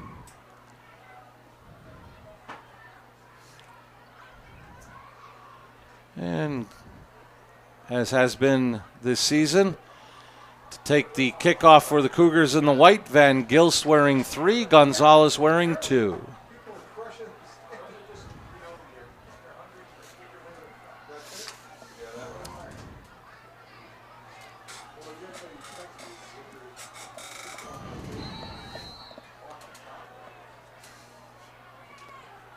And the second half from Crestwood. Underway. Taken by one of the up men. That's Karlik. Karlik straight up the middle. And Karlik will be brought down near the 40. Barna on the special teams tackle for Crestwood.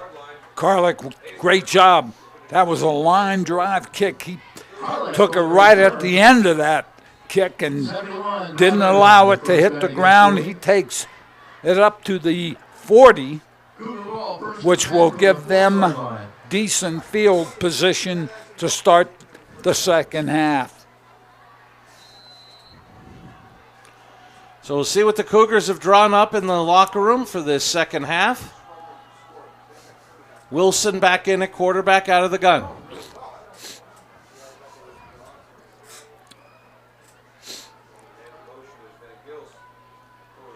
Draw. Wilson spins. And he's going to be brought down, but not before he gains 9 on first down. Brought down by Urban. Wilson, nice job. Left side. Had a little room to run. Ran out of 1 or 2 tackles. And maybe to speed things up, Corrado came in immediately with the play. We had talked about some issues with getting the play in and the play clock running down. Corrado immediately came in with the play for Hazleton area offensively. That's Van Gilst in motion. Corrado, quick pass.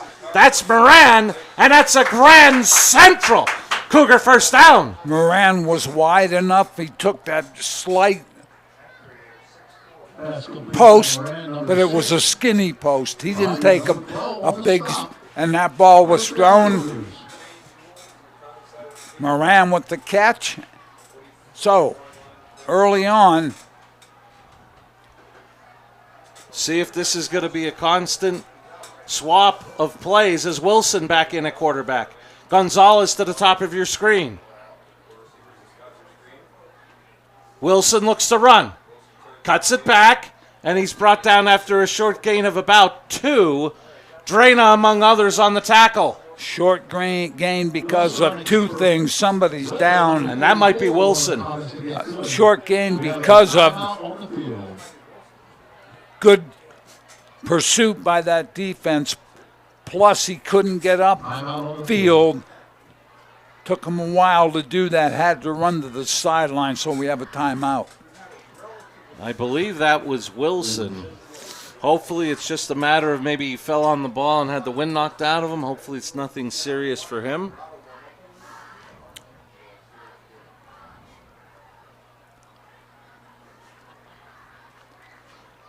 And he is being helped up. But he's being helped to the sideline with a little bit of a limp.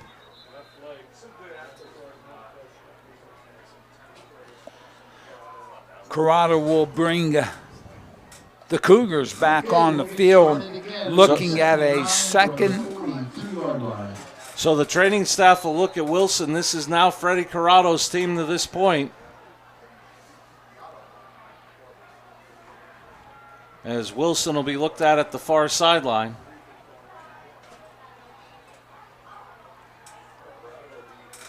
Corrado, a sophomore, has good size. He's 6'4". Pass complete to Gonzalez, but he was hit immediately by Sire. On that route, Marty forced the defensive back even deeper. Now, he was playing off. The defensive back to that side was playing off.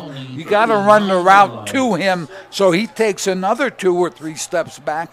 That way it makes the pass more than a 4 or 5 yard pass. You have to run a route. 3rd and 6 from the 39. Corrado under pressure, got rid of it, and just out of the reach of Van Gilst, incomplete. Van Gilst ran almost to the marker, but he rounded that route off, and plus the pressure, Marty.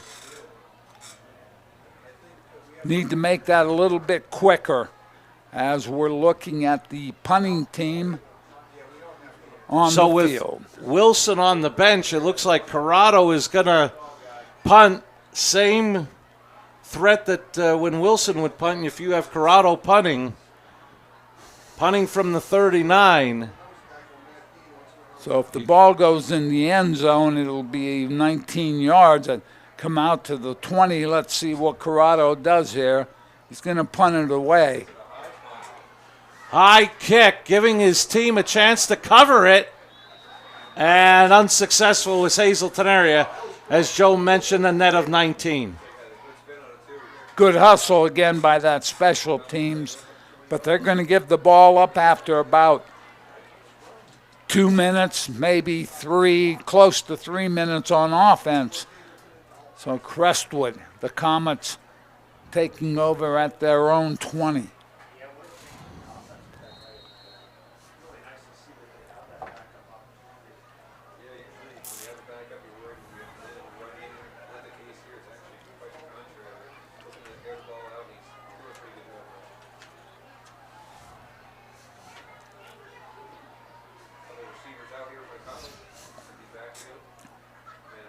Here comes Walsh in motion.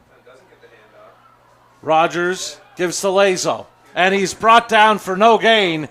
Hunter Johnson again, another strong game defensively for Hazleton area. Hunter Johnson, that's what you do. You go inside out to make that tackle. Ball carrier was forced to turn it in. Hunter Johnson does a great job after he turns up the field. No gain on the play. Over 3 minutes gone in the third quarter on the Penn State Hazleton scoreboard. Crestwood up 14-0. Jekyll cuts it back in the middle. Doesn't find a lot, maybe 2. Pressure up the field quickly. Again, Hunter Johnson with that pressure forced Jekyll to turn inside. Was wrapped up after about a yard or 2.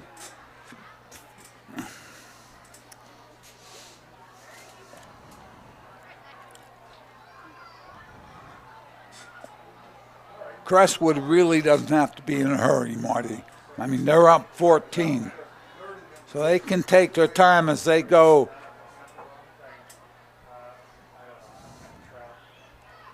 Unbalanced almost. Low snap, and Rogers had to corral it. He's going downfield, had a man wide open. It's Barna. Barna lost the football, but it goes out of bounds before it can be corralled by Van Gilst. It'll be a Grand Central Crestwood first down. And Barna may be the injured Comet on the Hazleton area sideline. That motion away. Barna took his time, got to the flat. Secondary looking at that motion to the right, moved to their left, and Barna had wide open underneath, down on the Hazleton sideline.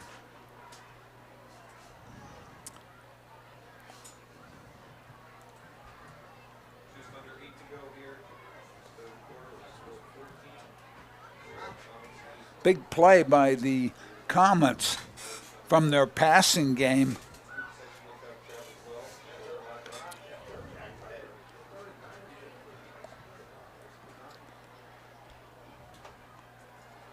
On that 3rd and 5 play, a gain of 22 as they snuck Barna out of the backfield. You know, Marty, snuck is a good word because they sort of lull you to sleep.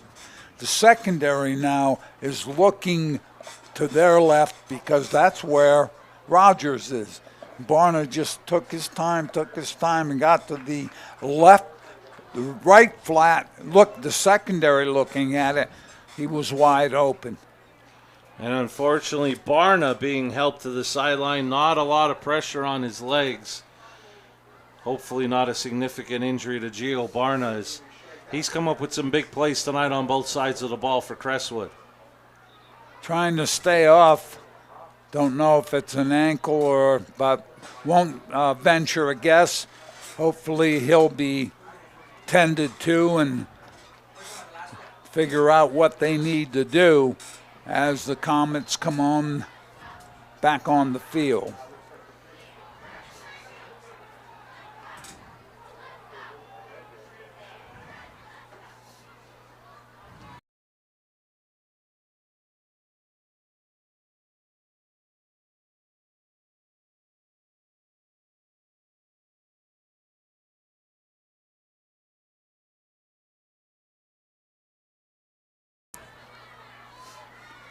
Rogers rolling. He was looking for a screen. Now he throws it the other way, incomplete. Again, Bibla in that 10-yard range. Got him, but good pressure on Rogers.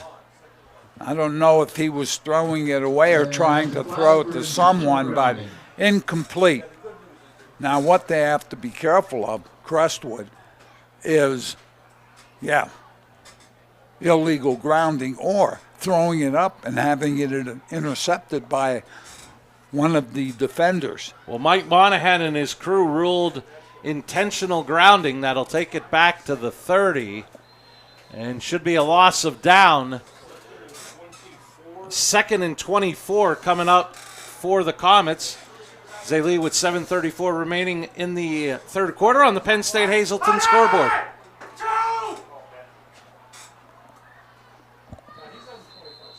Flags. This may also be on the offense. Little disconnected here in the start of the second half. And they're going to be moved back again. So, Marty, it's going to be 2nd and 29, Coach. Coach, we talked about that. Coach, what do we got on 2nd 29? It's a blank page. Screen, draw, maybe try to get to the corner. Screen and draw, two of the things that come to your mind pretty quickly. And again, a flag is down. Cadence, Marty. They want to go quick. Cadence seems to be drawn out. So they're going to have to look at that, decide how they want to handle. With the motion, you know the cadence is going to be a little slower. So it's back to the 20. In the announcer's booth. If you lost your cell phone, come on up and tell us what the picture is. 2nd and 34. Still nothing there, Coach? 2 pages blank.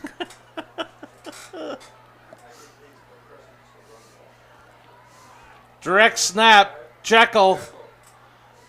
Karlik got to him first, and then a host of white jerseys converged upon him after a gain, Joe, of about 4. I'll tell you what, even though he got blocked down, Heller did a nice job there. He had 2 people on him, but the ball carrier had to go inside him.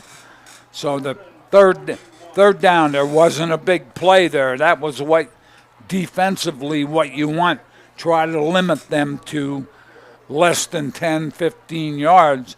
And the Cougar defense did that. Again, a little bit of an unbalanced. They give it off to Lazo. He's scattering his way to the 30, and he is brought down by Jeremy Ackerman.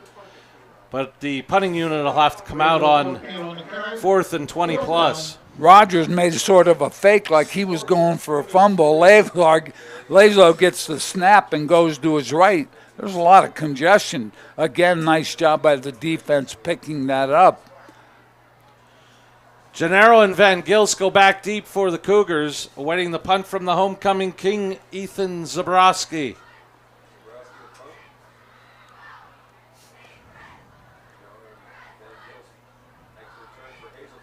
Cougars came with pressure, but Zabrowski got rid of it.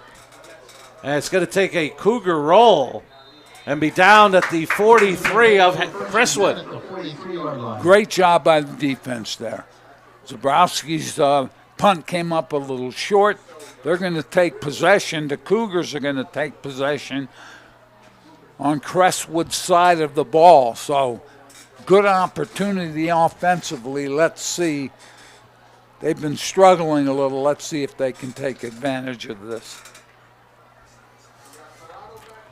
And Austin Wilson stays on the Cougar sideline.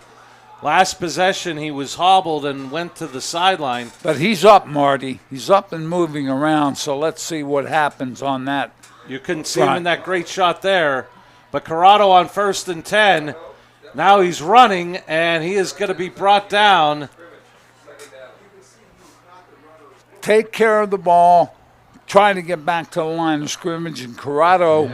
I think Alex Yuskevich made the tackle, and then he went down, and the way he had his leg held, that may be a cramp. It looked like it, Marty, as Yuskevich having a very good defensive game for the Comets.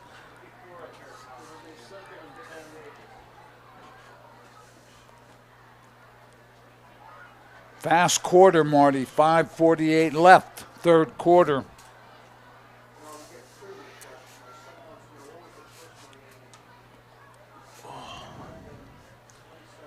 You mentioned 5:48 remaining in the third on the Penn State Hazleton scoreboard.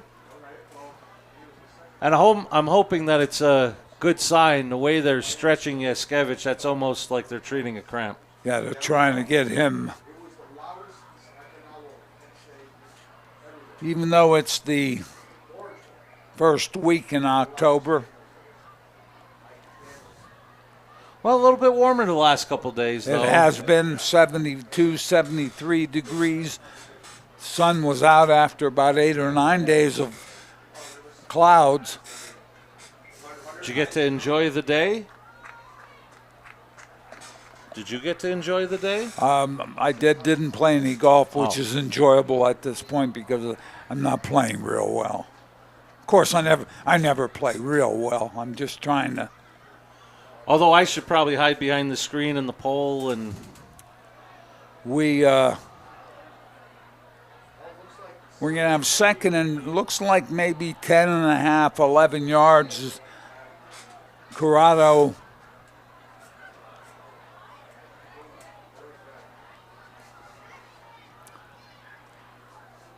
Looking for a screen to Karlik and underthrown, incomplete as the pressure. 3 jerseys, red jerseys, went after Corrado. Yeah, the motion was going to the right, but Karlik not able to come up with that very short pass.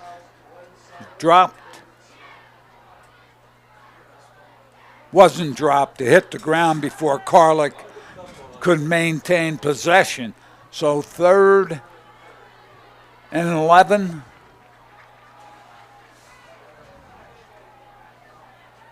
Trips left, wide receiver right side.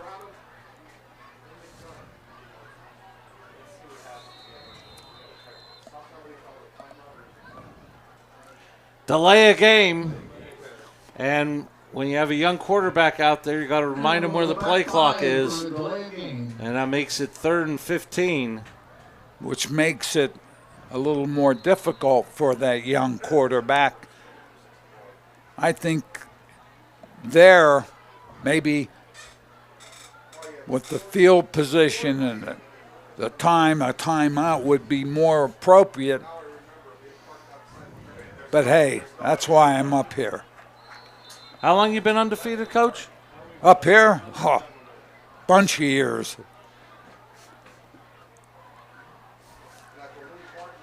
Discussion by Mike Monahan and Hazleton area head coach Dennis Bookman.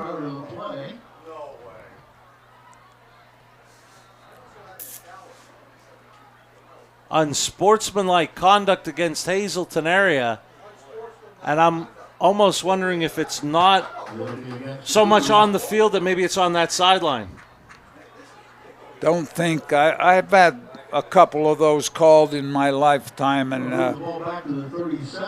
just not lately. Well, I think one of the things, maybe an assistant needs to grab whoever, or somebody needs to grab whoever was jawing with Mike Monahan as Corrado drops deep, throws deep. And it's complete to Moran. Great throw over the middle. Brings it to fourth and about 12. We know Corrado can throw it if he has protection, but we're looking at the ball at the 45. Need to get to about the 37, 38 for the first down, it looks like. But it looks like they'll elect to punt it away with 5:05 and counting left in the third on the Penn State Hazleton scoreboard.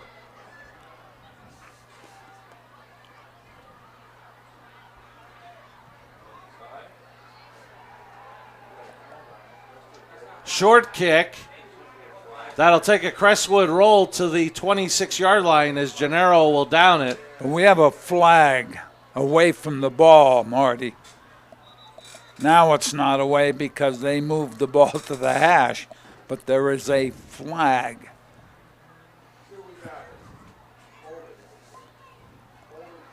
And it's against the receiving team, meaning Crestwood. I still have a cell phone up here. And if you lost your cell phone, come on up to the announcer's booth. Looks like it is against Crestwood, Marty. You had mentioned that. I heard the PA announcer calling that there's a lost cell phone. I didn't lose my cell phone, but I've lost a lot. Marty, are you and the stats guy over the next week? I know you're rooting for one team. He's rooting for the amazing Mets. Well, I'm just hoping that the Fightins don't get embarrassed and that they could just make a good showing for themselves. Okay, I'm neutral on this. I sort of like Detroit. I know you do. You've even dug out the hat. Yeah, I found it. So it'll be marked back to the 10. So a great opportunity here field position-wise for Hazleton area if they can get a stop here defensively. Exactly. Can't allow a big play. This is Walsh. Bounced off one, bounced off a couple other tackles, but a host of white jerseys converged on him, led by Ackerman, among others, to bring him down. Led by Ackerman. Vasquez blew it up. He got out there, took on a blocker, and he blew the play up. So we're going to have a second down. Our advanced scout had mentioned to watch Nate Walsh, the freshman.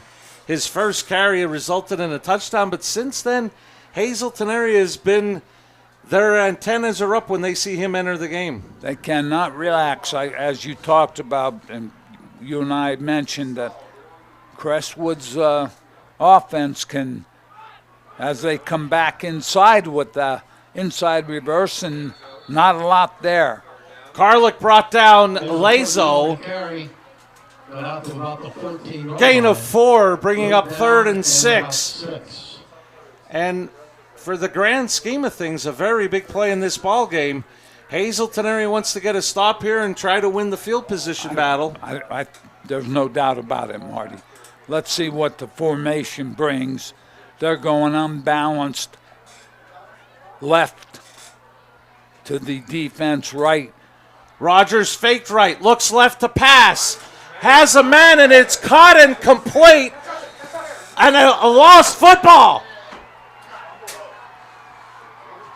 Are they giving it to the Cougars? Hazleton area football. Looked like a completion, obviously fumble, and the Cougars come up with it. So,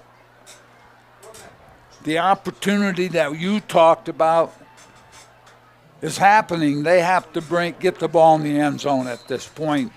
3:14 left, third quarter. I didn't foresee turnover, Joe. I was more looking for a punt and get good field position, but you get the turnover here. A great opportunity. Just like Crestwood did in the opening half. 4 receivers, left side. Corrado rolls that way, away from Bibla. Bibla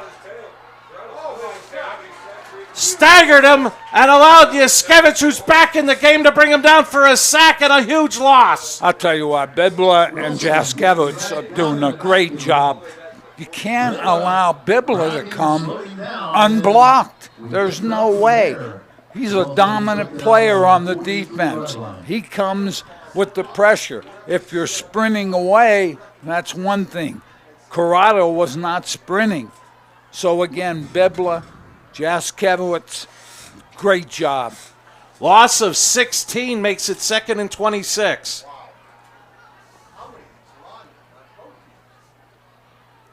Corrado looks left, throws, complete to Mariano.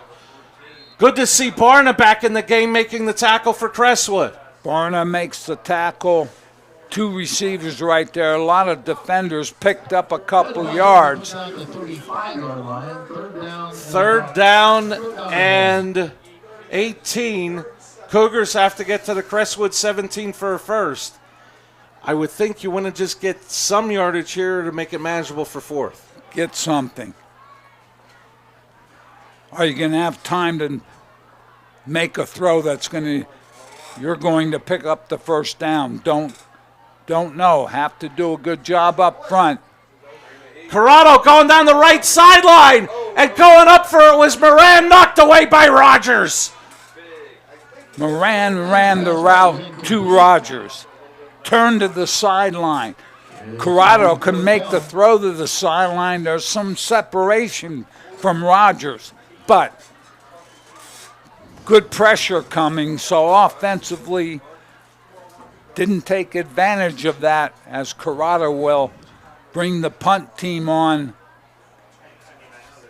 So the Cougars had a drive start at the Crestwood 43, get a turnover at the 28, and not able to capitalize on either. As Corrado gets away the punt that goes over Lazo's head and into the end zone for a touchback. Picked up a couple yards on the exchange. So Crestwood offense back in the game at the 20. Big series by the Crestwood defense. Notably, Bibla, Jaskevich.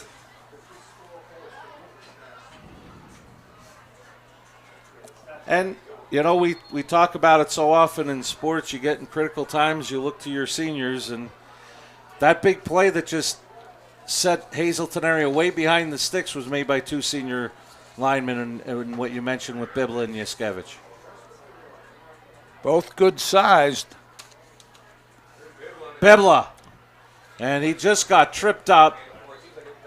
Maybe 3 yards on the play. We talked about clock. We talk about score. Now it's still not time to be overly concerned. But Bibla picks up a couple. Crestwood comes back to line scrimmage, clock running. And you see it on the Penn State Hazleton scoreboard. That clock is Crestwood's friend at this moment. No doubt about it. And it's Bibla making sure he holds on to the ball as he'll get out to the 25, and it'll bring up 3rd and 5. But, you know, if Crestwood's able to convert a first down here, maybe get 1 or 2 more, you know, now all of a sudden you're talking 4 or 5 minutes off the clock. 3rd down about 6, maybe 7, long 6. Rogers They hand to the back coming through the middle. Good job of defense there. They were trying to catch Hazleton defensively, maybe a little back on their heels. Tried to go to Lazo. He's about a yard shy of the first. Carry rolls out at the 29-yard line, 4th and 1. Joel Vasquez helped stop that play. Did a good job, Marty. Looking at the clocks, Crestwood does not have to run another play here.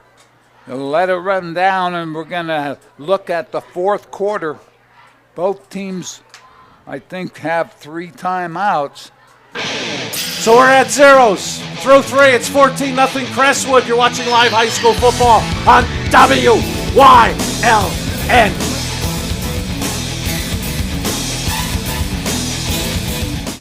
Hey, it's Justin from Grand Central, and our trained sleep professionals are here to help you sleep like never before. With an extensive line of Sealy and Stearns & Foster mattresses, we are sure to find you the right mattress at the right price. Free delivery and removal, interest-free financing for up to 60 months, and same or next day delivery on select models. And don't forget, everyday low prices. Stop in to one of our 2 locations, Route 93 in Escapec, or downtown Hazleton, and see why Northeast and Central Pennsylvania sleeps better with Grand Central.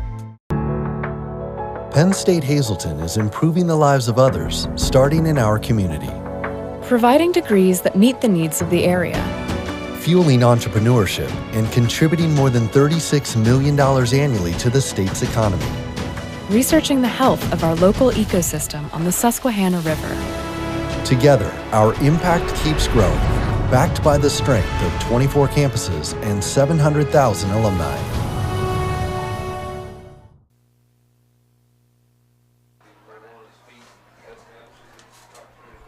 This is the Lehigh Valley Health Network Orthopedic Institute game of the week. Start of the fourth quarter. Crestwood have 4th and 1 from their own 29 coming up to start the fourth. Hazleton area has had opportunities, haven't been able to capitalize, especially in that third quarter. This field position doesn't lend itself to maybe we should go for it. But I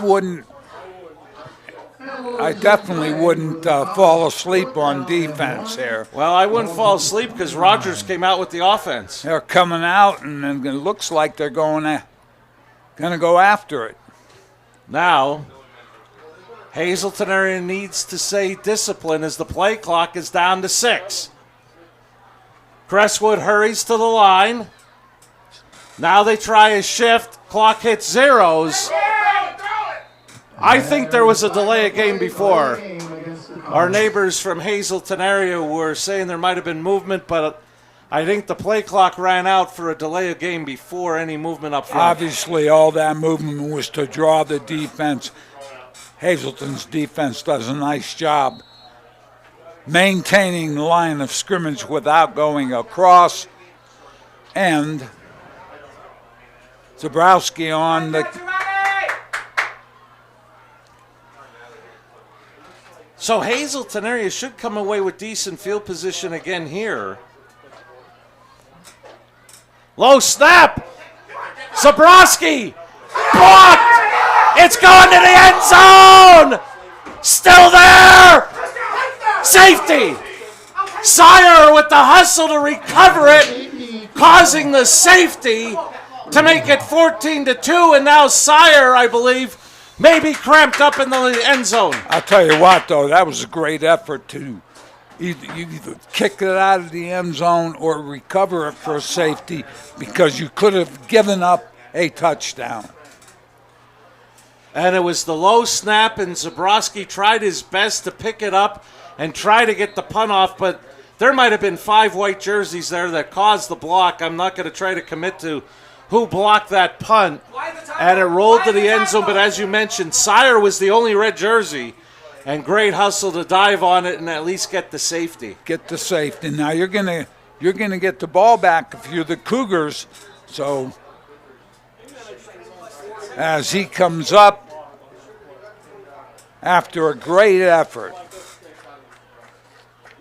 Emmett Sire, junior.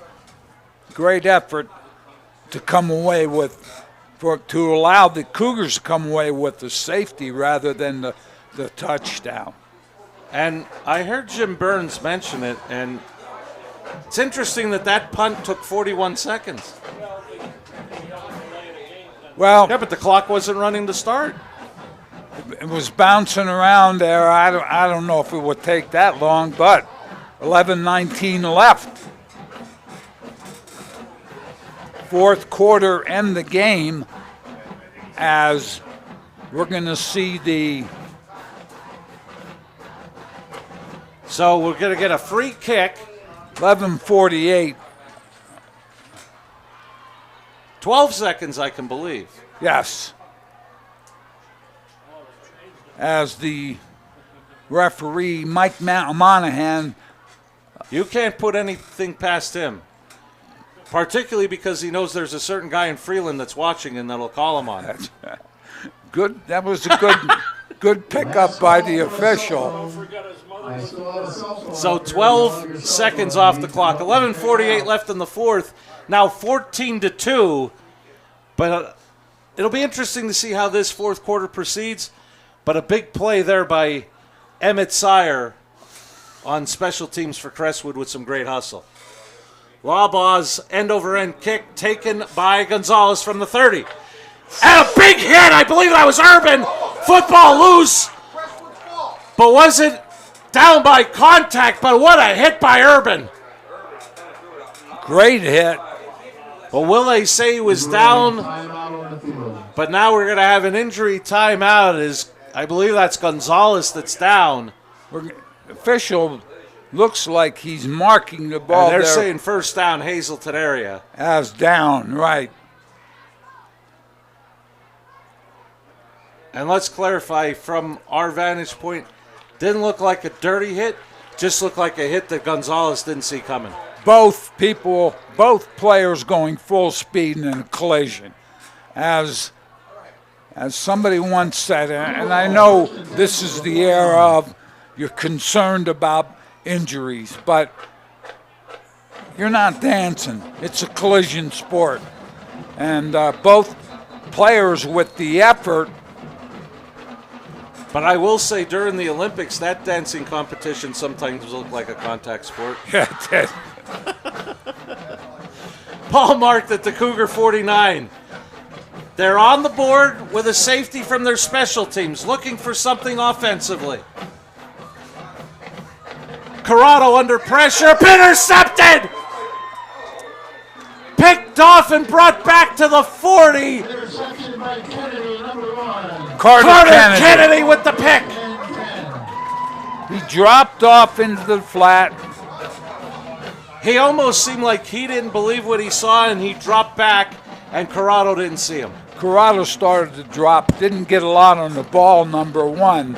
Number two, if you're going to throw a quick out, do it from like a 3-step and stay at 3 or 4 yards, because Kennedy didn't rush. He just dropped off.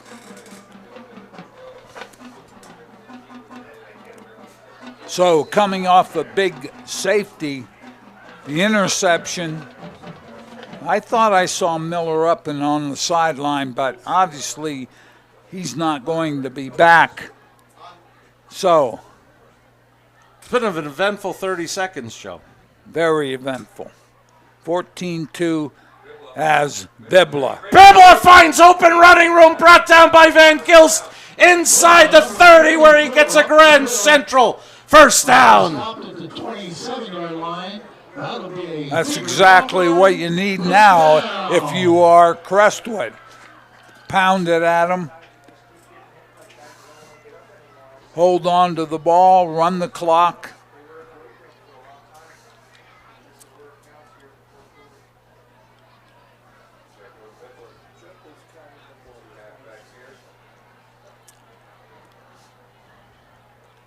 Bibla again, trying to get to the outside, down the sideline, knocked out of bounds near the 10, and another Grand Central first down.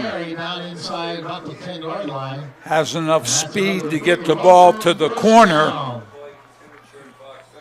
And They're going to keep the clock running. I'm actually surprised that they're rushing to the line, Joe. 8856. There's still 20 seconds on the play clock. But they're looking that maybe if they get 7 here, they'll put it away as Bibla bowls his way near the 5. And, Joe, this almost reminds me of the last season of Bill Cowher in Steeler football when he went to Bettis as the closer. Yeah, he was the closer. That's exactly right. You know, you've come with Jekyll, you've come with Lazo, you've come with Walsh. Now you're going with the big body Bibla here in the 4th. And clock is running. We'll look at going under 10 minutes left in the ball game as Bibla this time to Jekyll's left. And go unbalanced to the right side. And they were waiting for Bibla, the white jerseys of Hazleton area. Johnson, among others, brought him down for a loss. As the comments I failed to mention, Joe, are in the FNL Doors red zone. Carlick got up the field very quickly to blow that play up. But again, I mean, 3rd and goal. And don't have to be in a lot of hurry as we go unbalanced right again. But this time it's Jekyll. Cuts it back, and he's brought down for no gain. That was Carlick again. I'll tell you what, Carlick playing a nice game defensively. But the clock goes under 9 minutes here in the 4th on the Penn State Hazleton scoreboard. Let's see what the Comets decide to do. Maybe run the clock down, call timeout, and make a decision. But you can use clock here. You can run it down to 8:30, just about. And just by that hand signal that I saw from Coach Ark on the sideline, I think that's exactly what you said is going to happen here. They're going to wind this down as close as possible, and then they're going to tell Mike Monahan to call timeout. And that is the case. Timeout Comets. They lead 14-2. We're keeping it here. I apologize. I thought we were going to break. I was ready to stretch my legs.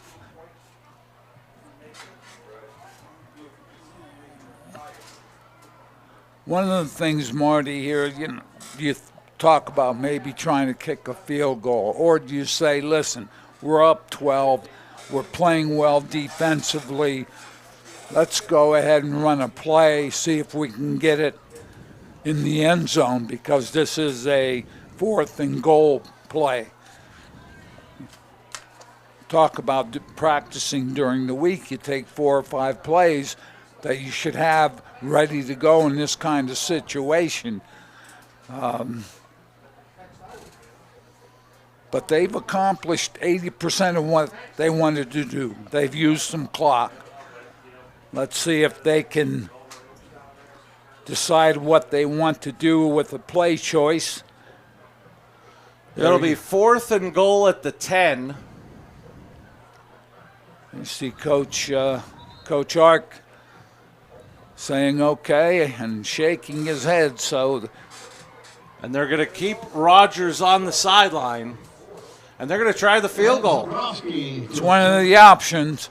20-yard field goal. So we're looking at a 27-yard field goal attempt for the left footer, Lazo to hold.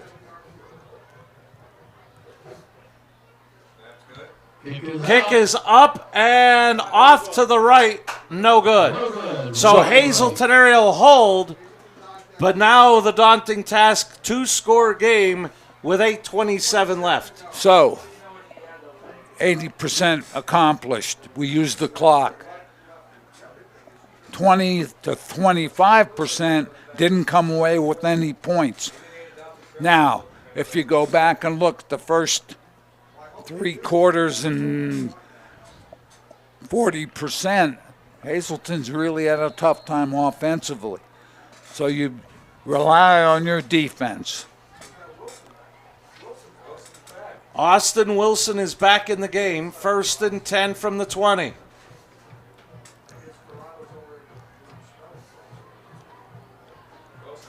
Wilson, pass caught by Mariano, a gain of 5 to the 25. You want Marty, you have 3 timeouts. You have 8 minutes. And Rogers lost his helmet, so he's going to have to leave the game for a play. He'll be replaced by Arnius Ocasio.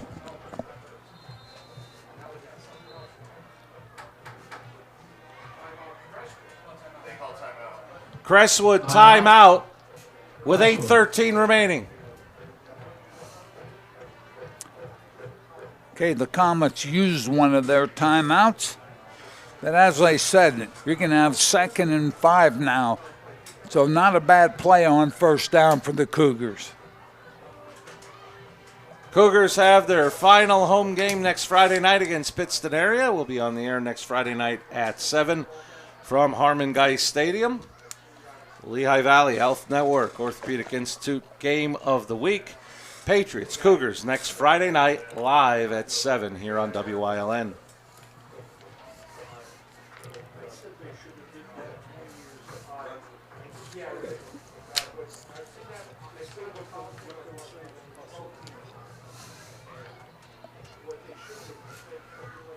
As you mentioned, Marty, 2-score game, which is big right now because of obviously you're in the 4th quarter and you have 8-something left in the ball game. And even if you come down, score and go for 2, field goal's not going to do it. You have to score twice.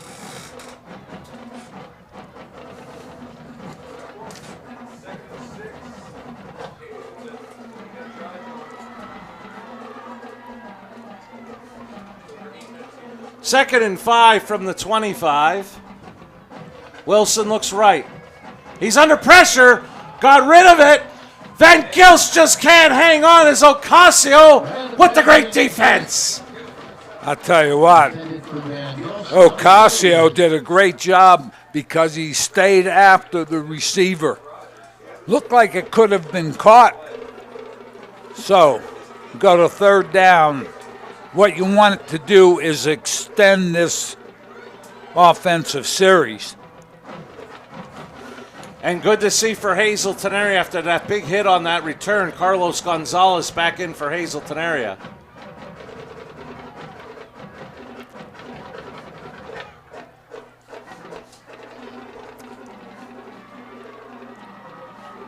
Wilson, pass caught, complete by the aforementioned Gonzalez. Great tackle by Lazo. Keeps him shy of the first down by about 1.5 yards. I tell you what, Gonzalez did a great job with the catch because that ball was tipped. It looked like it was tipped. It was wobbling. I think we're going after it on 4th down. Coach Buckman decides if you give it up now. 7:35 and counting left here in the 4th. You might not get it back, so looks like they're going to go after him. Bad snap! Bibla tried to pick it up, and it's going to be covered.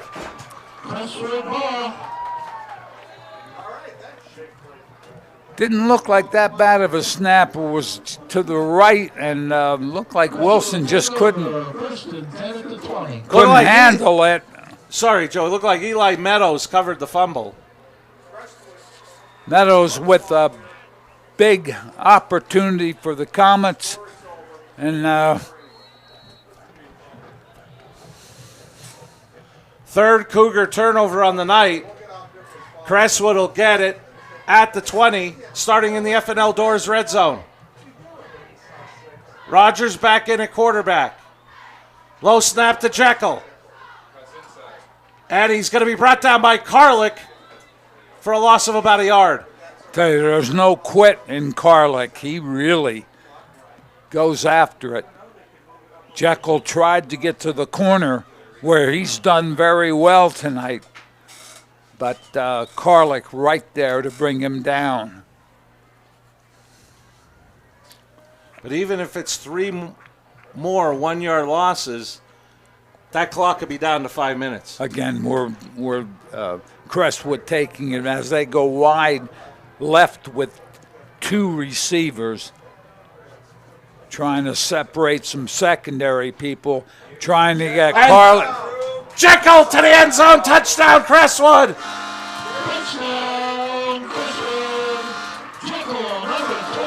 Separated some of the secondary so they could get Jekyll maybe at the second level off the right side, and he did it 20-2. Impressive display by the Comets tonight. Zabrowski for the point after.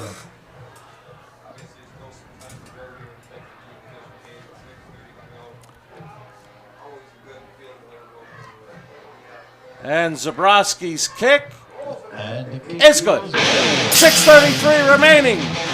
Comets on homecoming weekend lead at 21-2.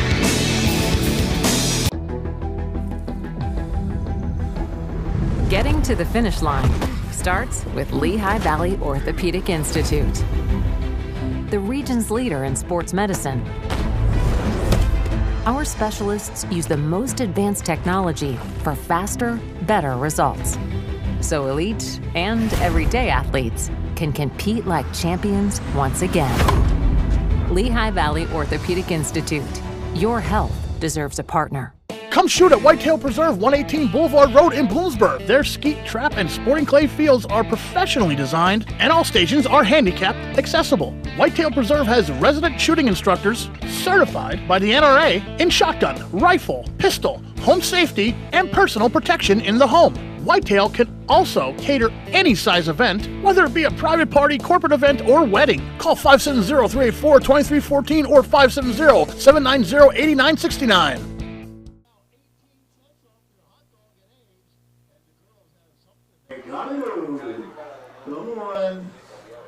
Crestwood takes advantage of a third Cougar turnover to increase the lead to 21-2. Jekyll 20-yard run right side, 6:33 of the fourth. Zabrowski kick good. 2 plays, 20 yard and 59 seconds off the clock. Cougars now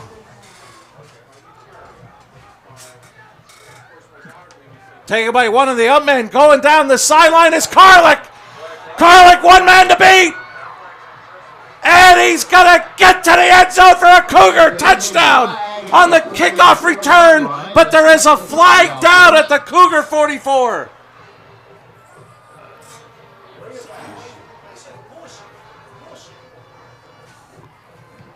Let's check out the flag.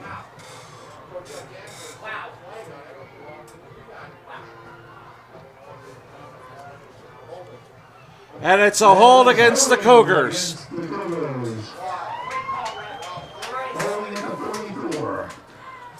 away from the play. Karlik was down the left sideline all the way, but the official made the call,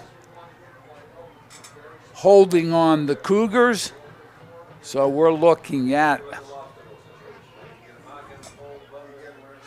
the ball, the touchdown called back. Cougar take over, first and 10 at the 34.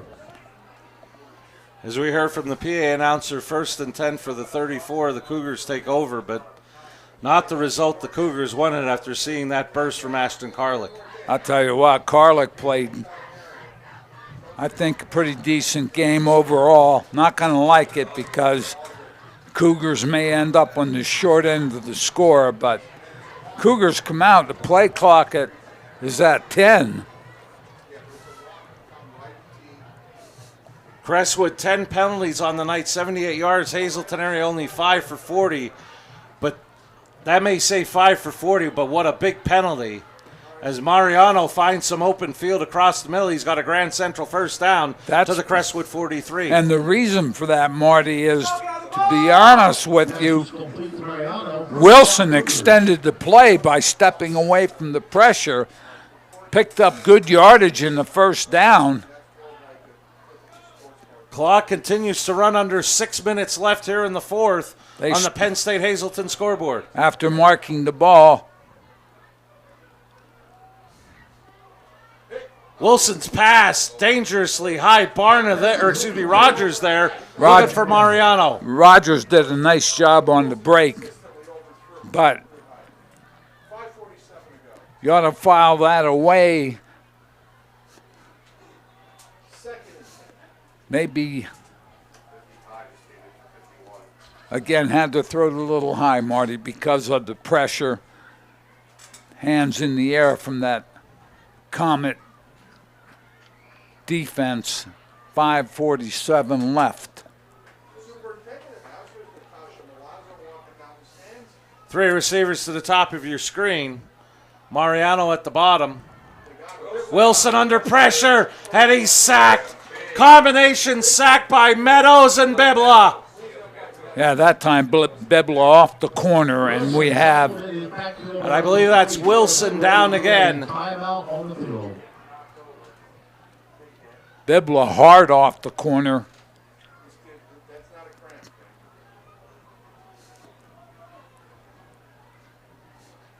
I mean, I think that one of the things when you... Obviously, Crestwood knows Hazleton has to put the ball in the air. You got to go max protection, which means maybe keeping an extra man in to block on someone like Bibla. Did a great job with the move off the corner.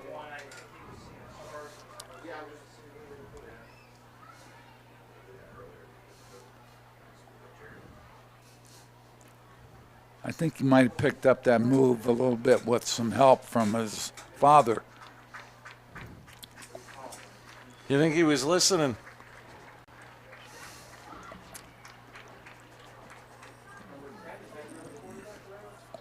Coach Ark putting an emphasis on, as Wilson is let off the field, but he's walking, a little help, but the good part is that he is able to walk a little. It looks like maybe, don't know if it's in it. Well, again. So that'll mean the reinsertion of Freddie Corrado. 3rd down. Loss of 7, making it 3rd and 17. 3rd and long from the 50 for the Cougars.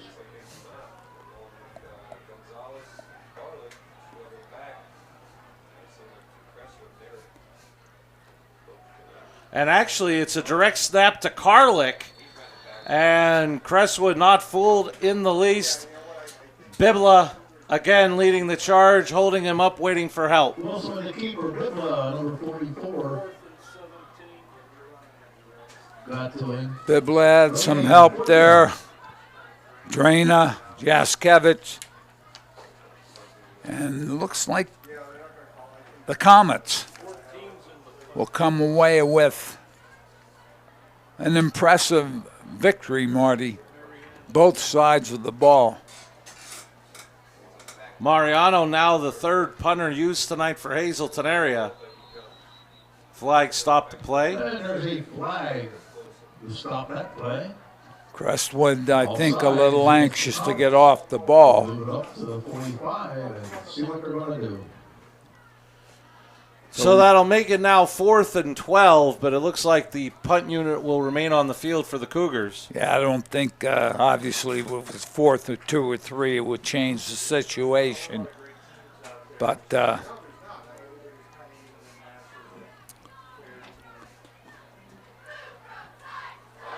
high end-over-end kick, short.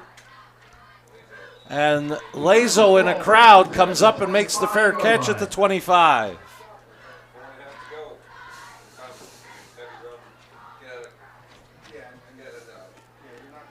Under 5 minutes. If you're Coach Ark, couple first downs may do the trick. I don't think there's any doubt about it, Marty. Move the football and win the game. Used to always tell the offensive line, you're the finisher.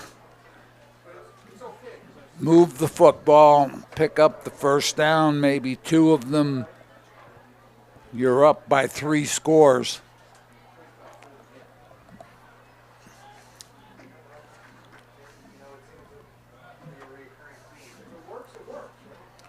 This is Lazo. Cut it back. And he'll gain nice yardage of about 7. Reverse Lazo number 14. And we all know who Coach Art played for. 33-yard line. Get it done up at Kings. Gain of 7, 2nd and 3. But in all seriousness, that means winning the battle up front, and you have to say Crestwood, for the most part tonight, has done that. Yeah, they have, Marty. I mean, they've had good play selection, moved the ball well. Good job by the offensive and defensive lines. And now Rogers looking at that clock across the way, down to 5. And it's Jekyll in open field. Jekyll will be knocked out of bounds by Heck, but not before a big Grand Central first down. Jekyll has had a great night. He may be close to 140, 150 for the evening.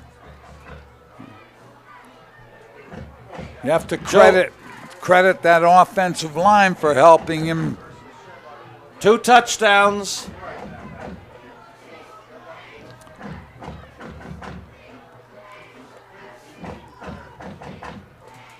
$18 carries, 162 yards, and 2 touchdowns. Not a bad night at the ranch. And now Bibla. Pulling his way in open field. Bibla to the end zone. Touchdown, Crestwood on homecoming weekend. The senior, Lincoln Bibla, doing it on both ends of the field. You know, Bibla's, obviously he's a good runner, but you're trying to tackle him. You've been out there a long time defensively. Bibla, 6'1", 220. If you try to tackle him high or don't wrap up, he's going to take it to the end zone, which he did. Zabrowski for the extra point. Kick is up and good. It's now 28-2, Comets.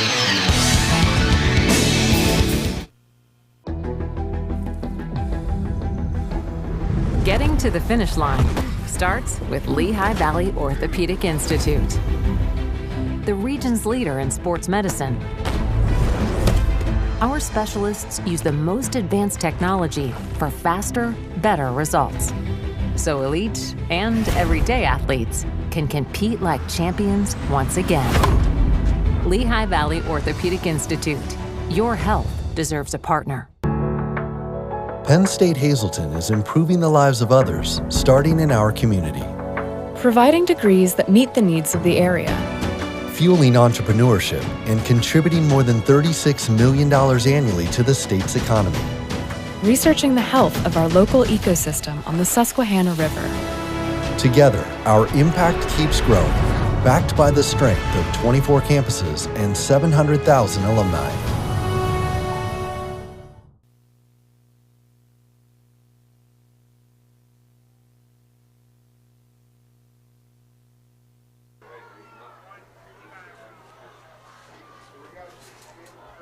Lincoln Bibla, the closer. 8 carries, 80 yards, and a touchdown. Crestwood on homecoming weekend leading it 28-2. First time we've seen Crestwood, Marty, and impressed with the display they've put on offensively and defensively as the Comets line up to kick off. It's Laba to one of the up men.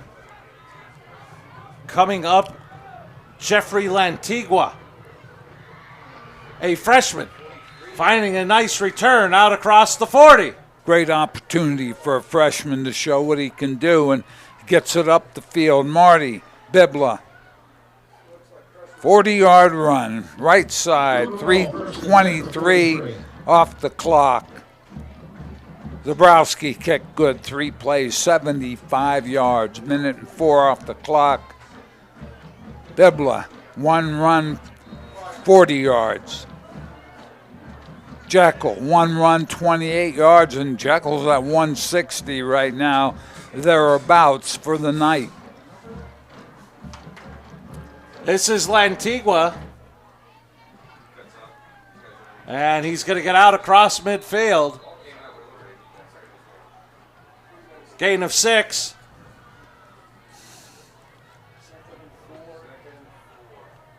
Only a freshman, 5'10", 185.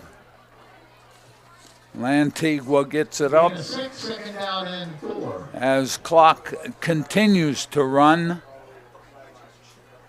We're going to go to 2 minutes here shortly. Lantigua back.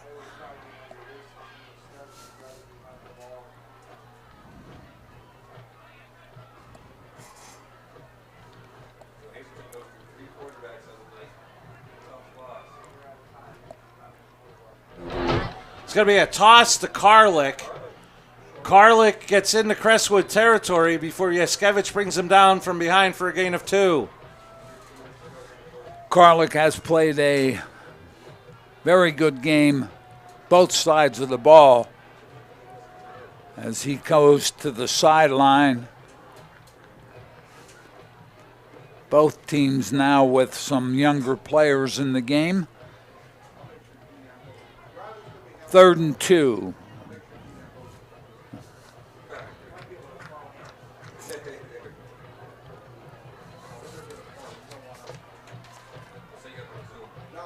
Lantigua bobbled the snap, but he keeps it. He has a first down and more, and he's down the sideline. Bibble will bring him down inside the 35, but not before Grand Central first down. Bibble did a nice job recovering because Lantigua ran away from him at the line of scrimmage, then took it down the sideline, but Bibble recovered, came back and made the tackle. But Lantigua showing a little bit of movement there. Approaching the final minute of play on the Penn State Hazleton scoreboard. It's a toss to Heck. Heck cuts it back, and Meadows will bring him down after a short gain of about a yard.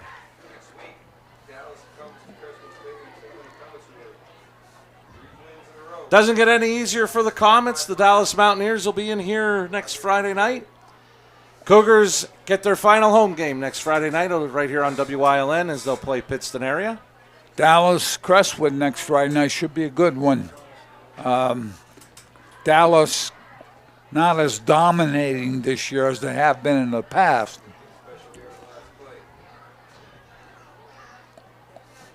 Lantigua gets the wide snap, keeps. Urban will force him out of bounds. Even though the clock continues to run. Maybe he didn't go out of bounds. So that'll be it. Crestwood on homecoming weekend comes away with the big 28-2 victory over Hazleton area. Where Crestwood, to be honest, dominated both sides of the line. And a lot of it were the seniors, Joe.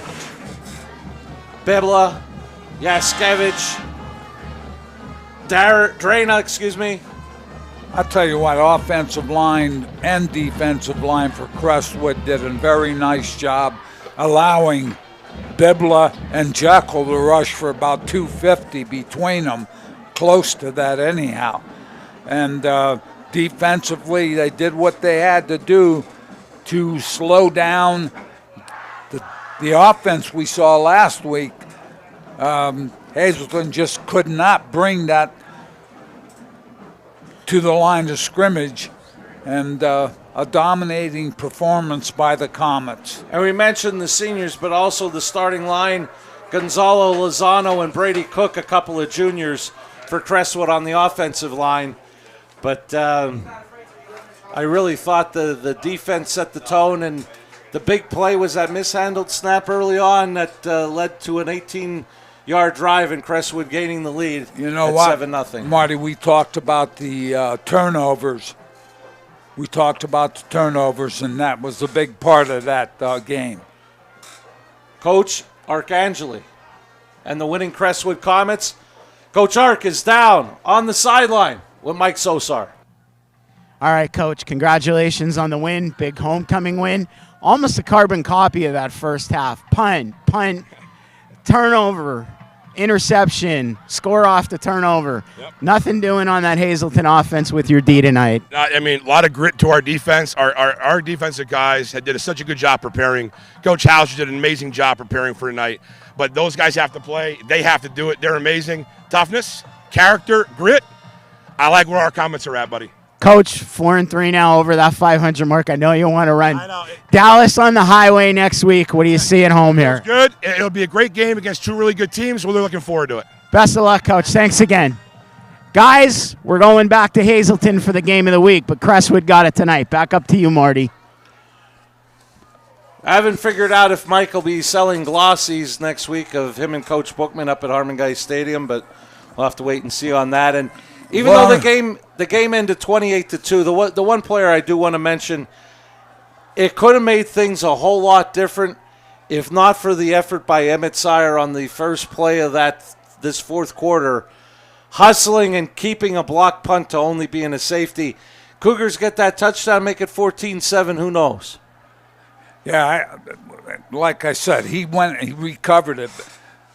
What you tell a lot of your players that in that situation bat it out of the end zone for the safety. Don't even worry about trying to recover. But Zires did a great job recovering that. And I interrupted you, Coach. You were you had some comments. Well, you talked about Mike and some glossies. I hope he's not charging like $50 for autographs. You know there is inflation, right? Yeah.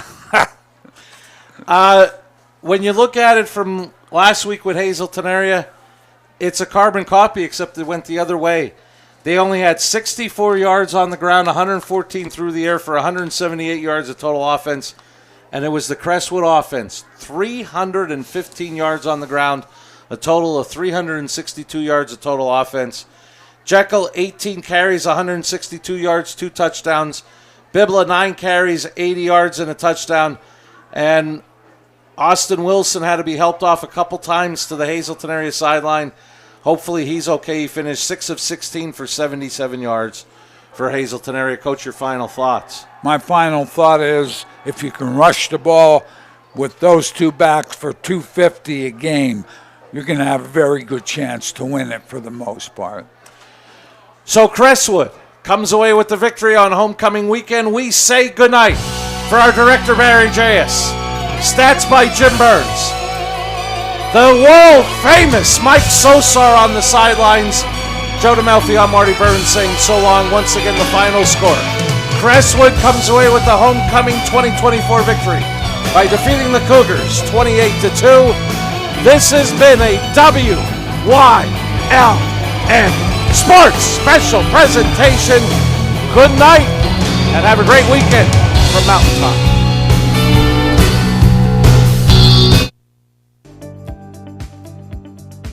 You're watching WYLN TV 35.